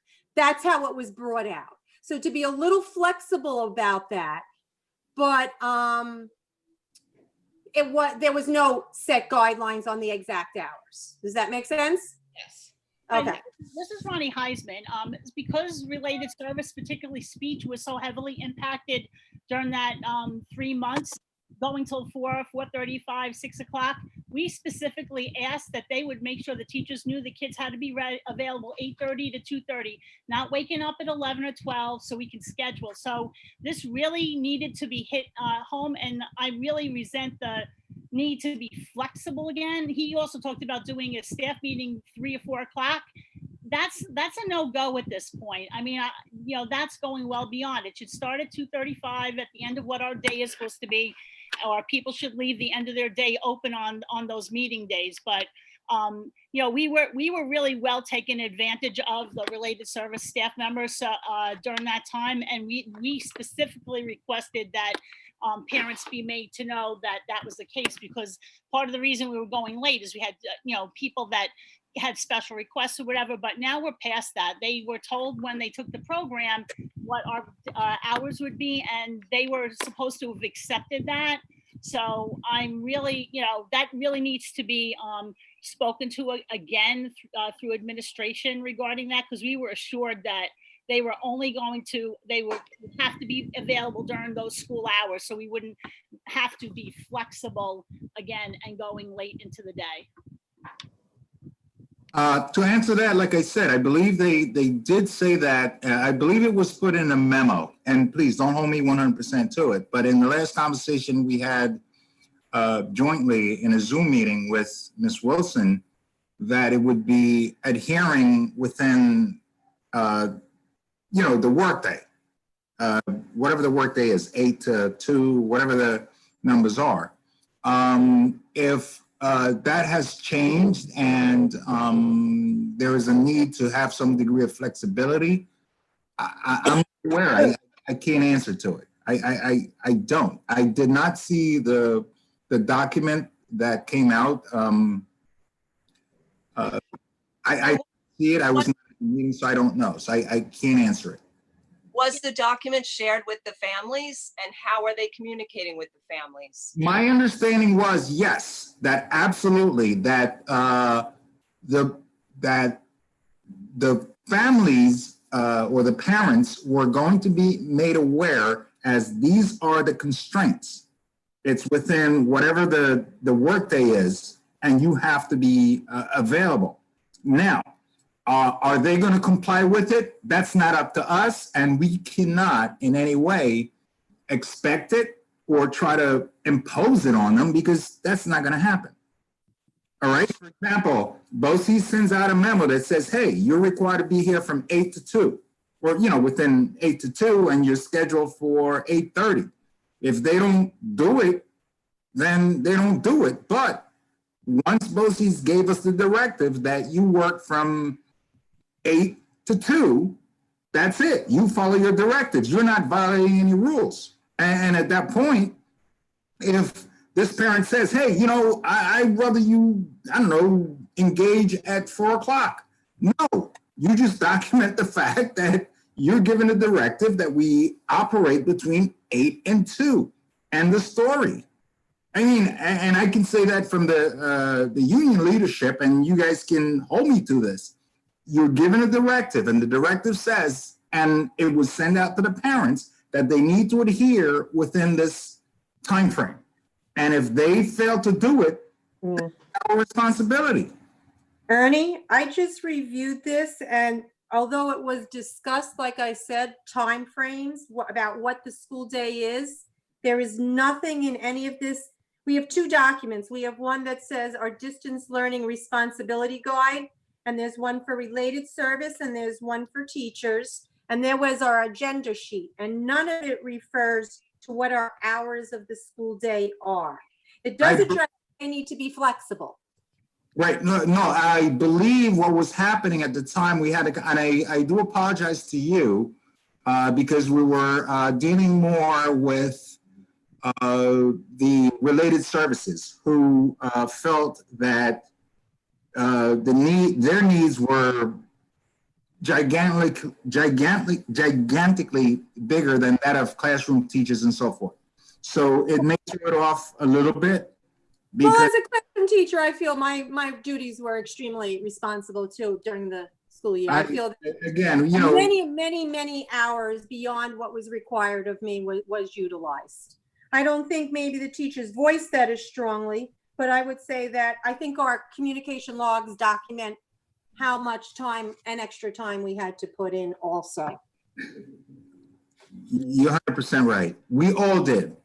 Okay, we all did. But just to address the related services right now, and correct me, Ms. Flynn or Ronnie or Ms. Anderson, did you guys get some kind of memo or something that indicated the timeframes for that particular service? For the school year that we just finished? No, for the summer. No, but we should have, because contractually it's been 8:05 to 2:35, and there was no difference in that, and that's when my day is ending. Or maybe related service should get the beginning of the day and stagger schedules or something. I don't know how to solve this, but we were doing 4.5 hours of direct service, and then all the logging of Medicaid and the phone contacts that everybody else was doing and the parent logs and all the other stuff in addition to it. So we did direct contact the entire time. But that's not, No, we didn't, we were assured, we brought this issue up to you numerous times. correct.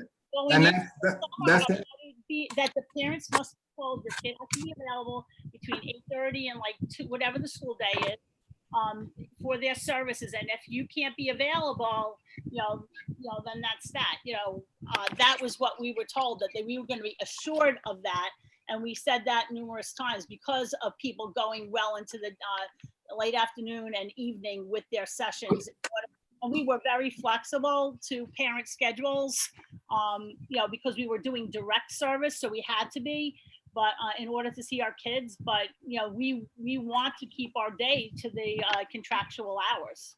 Okay.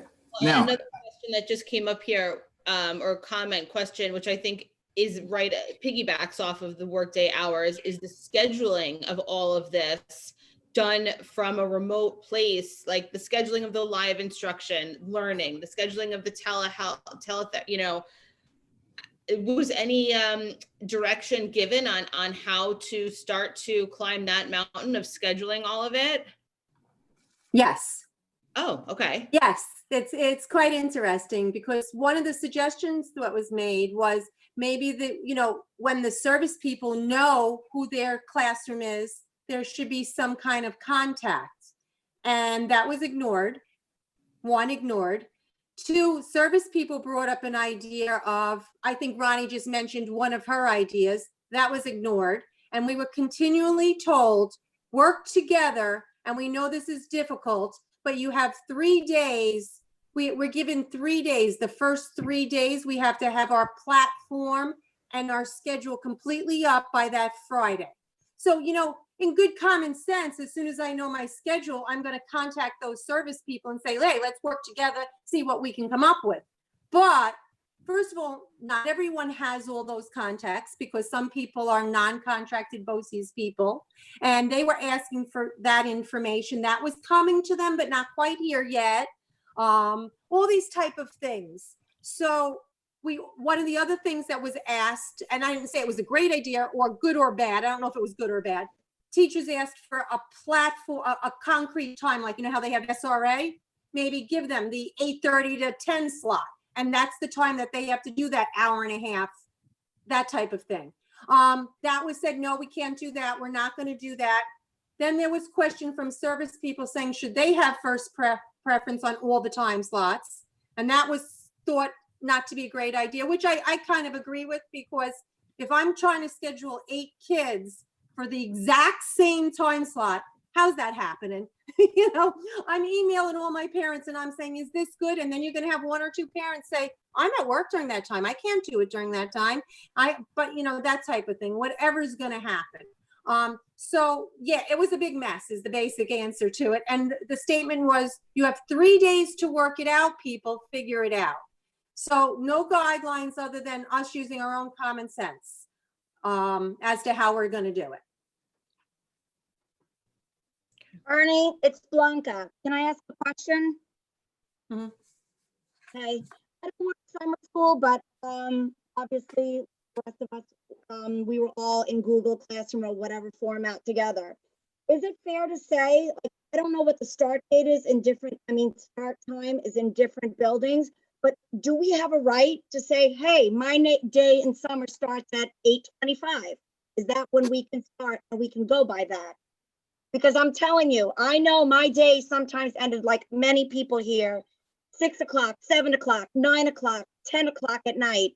And it's just the nature of our kids. Our high school kids weren't getting up in the morning. So even if they had related services, it didn't matter because they were not, they were not answering the phone for the counselor. They were not answering for the phone if they had, PT or speech or whatever. So can we say we want to start at our regular start time?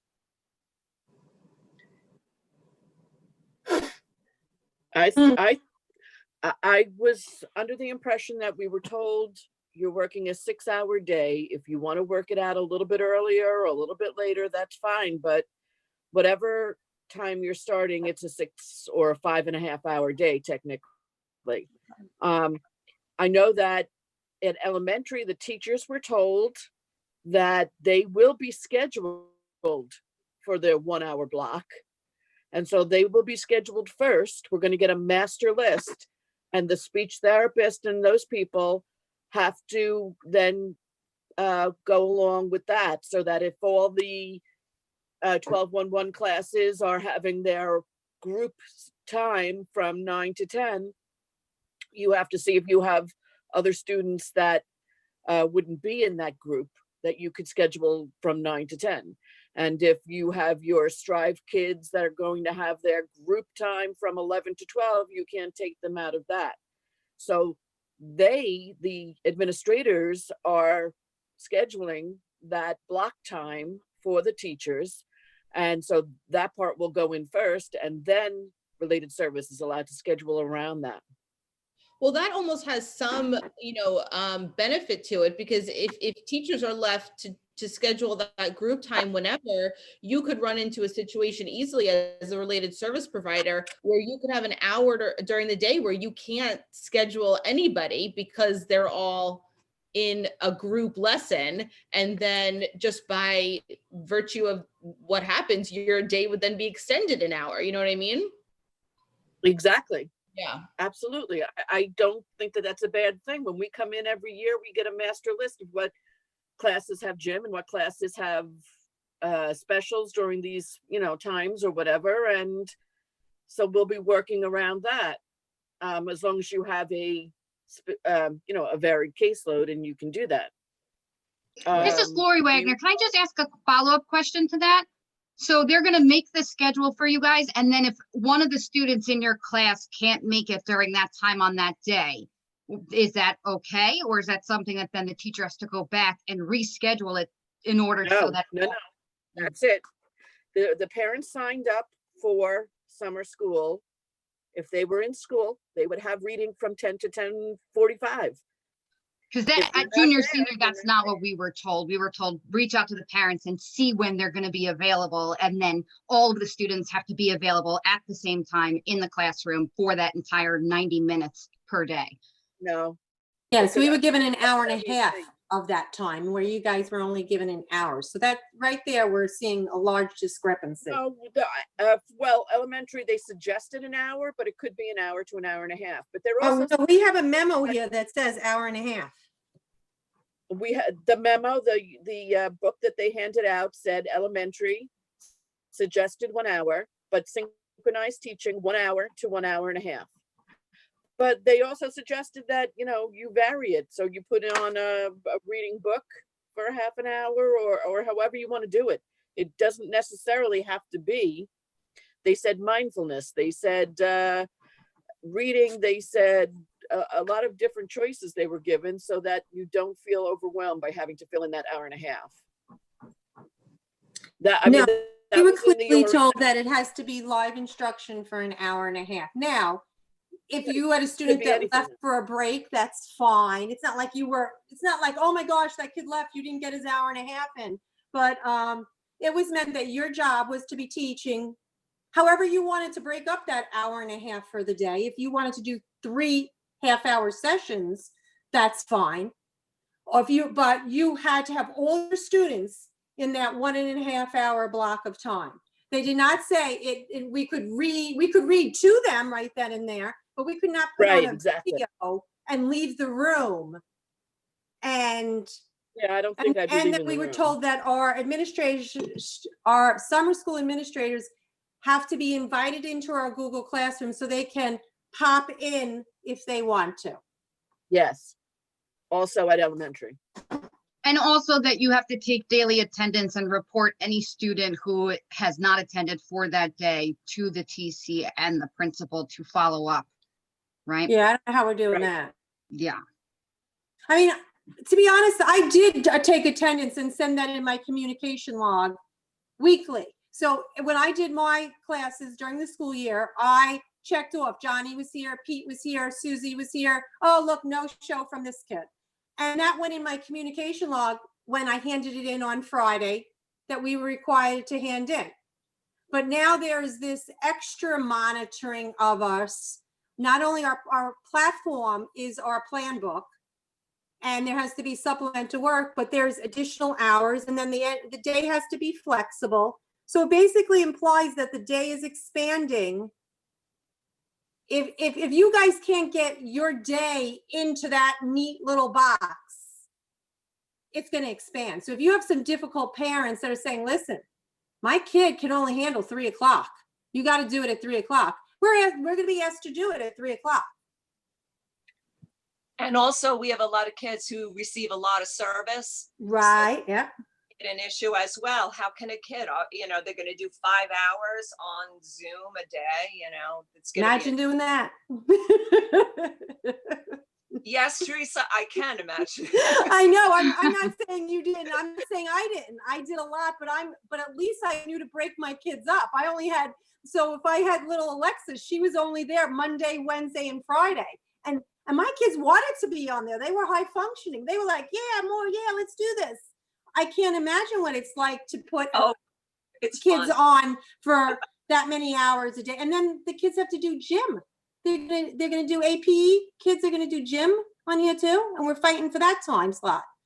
And as a counselor, just thinking about the parents of then we have to report every kid who doesn't attend in class or doesn't attend a session so that the TC can reach out to them to then say, why aren't you doing this? Or if they don't access the materials, the reinforcement materials on our virtual platform, and they're not utilizing that, then they're going to reach out to the parents to ask them why they're not doing it. And I can just see some of my parents being like, I'm kidding. I don't want to do this anymore.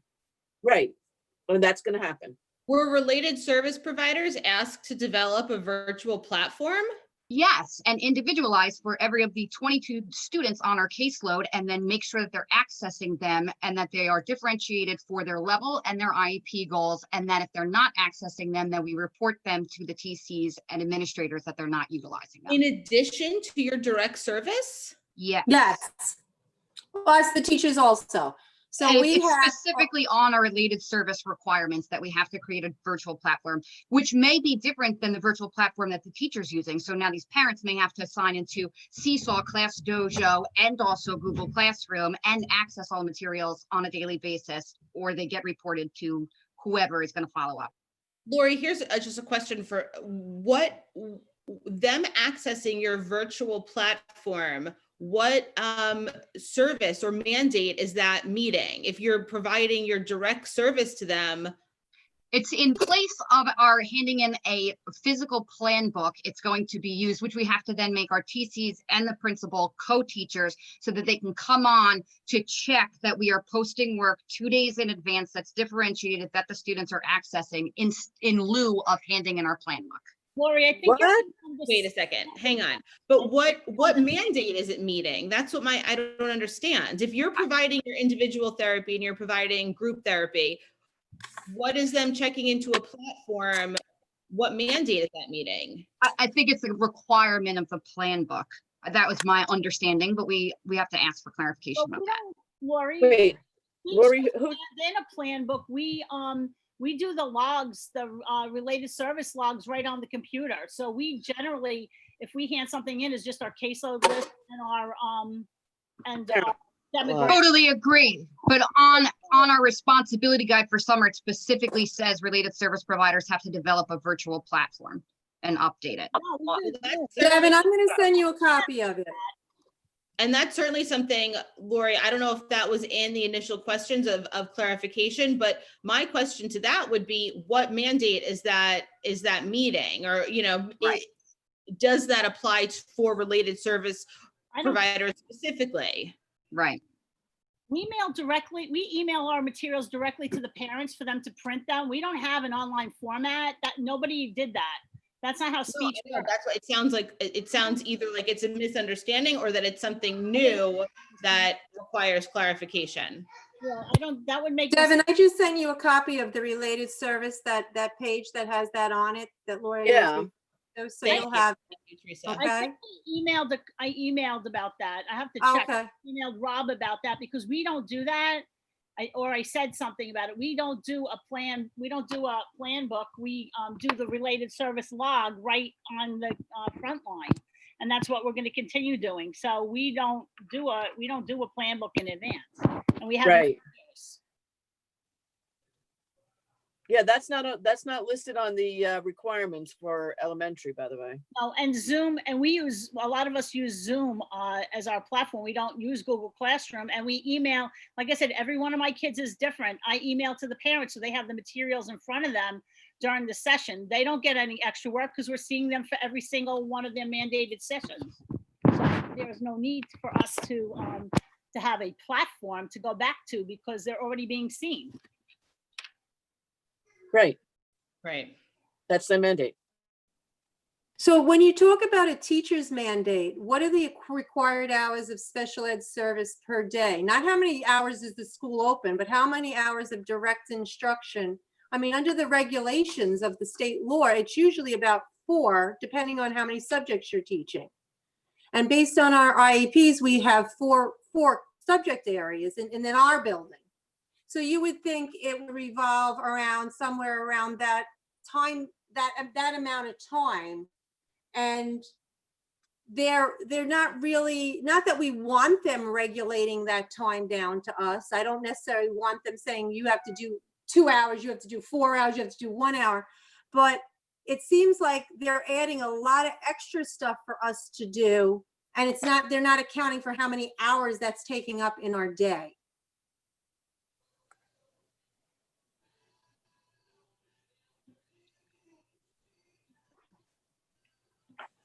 I'm not sure what the question was.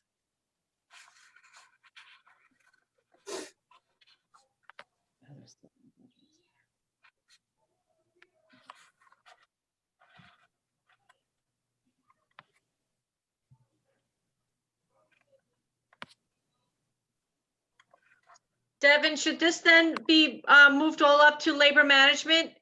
Because I feel like everybody's got, and God bless you guys, because we really don't have to do all this stuff. But it seems like there's being more and more asked, and it's discrepant and not fair, and it's even away from our contract. So maybe we got to move this to labor management. Yeah, I agree. I mean, that would be my suggestion. Yeah, as long as you guys can let us know the specific things that are going on. Email to us. I don't know if we can move this chat over somewhere, but we want to really have a discussion with Flynn about this and how come things are so different. One of the I think it's even probably Nancy, but know. Yeah, Nancy Wilson, although you probably give her a heart attack now.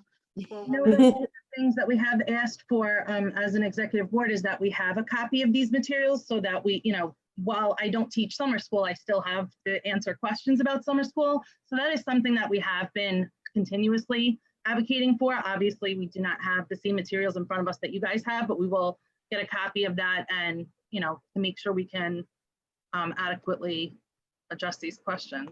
Mm-hmm. We're not going to solve it here. We can't solve it here. Devin, Okay, I'm going to forward you my whole email, which includes all the PDFs that we took care of yesterday, okay? Great, thank you.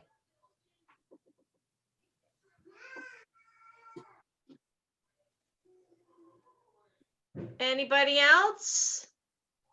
Did we lose Ernie? No, I think he's still signed on. No, I'm here. Okay.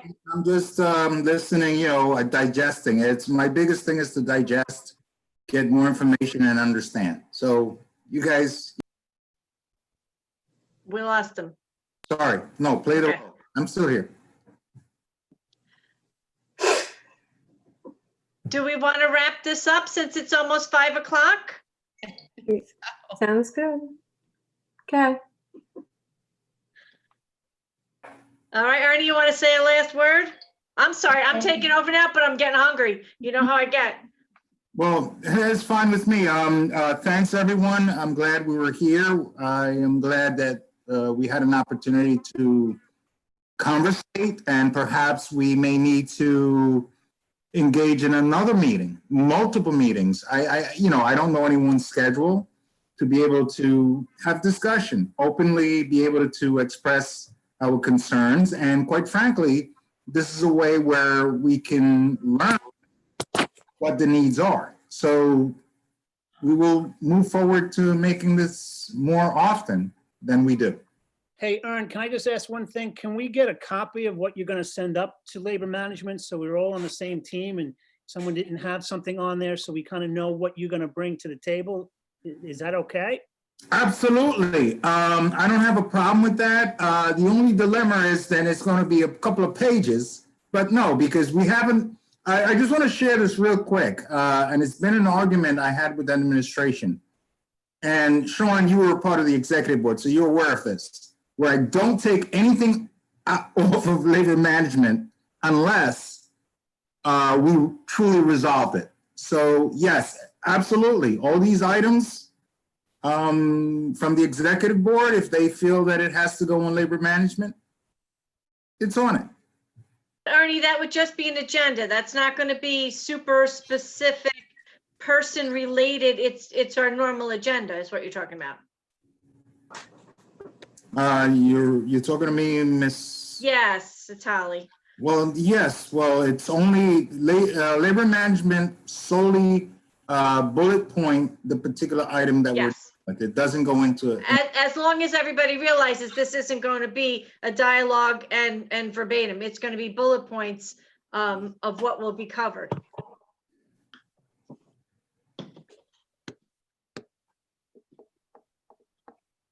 Does that help, Sean? Where are you? Oh, Holly, it does. Thank you. Okay.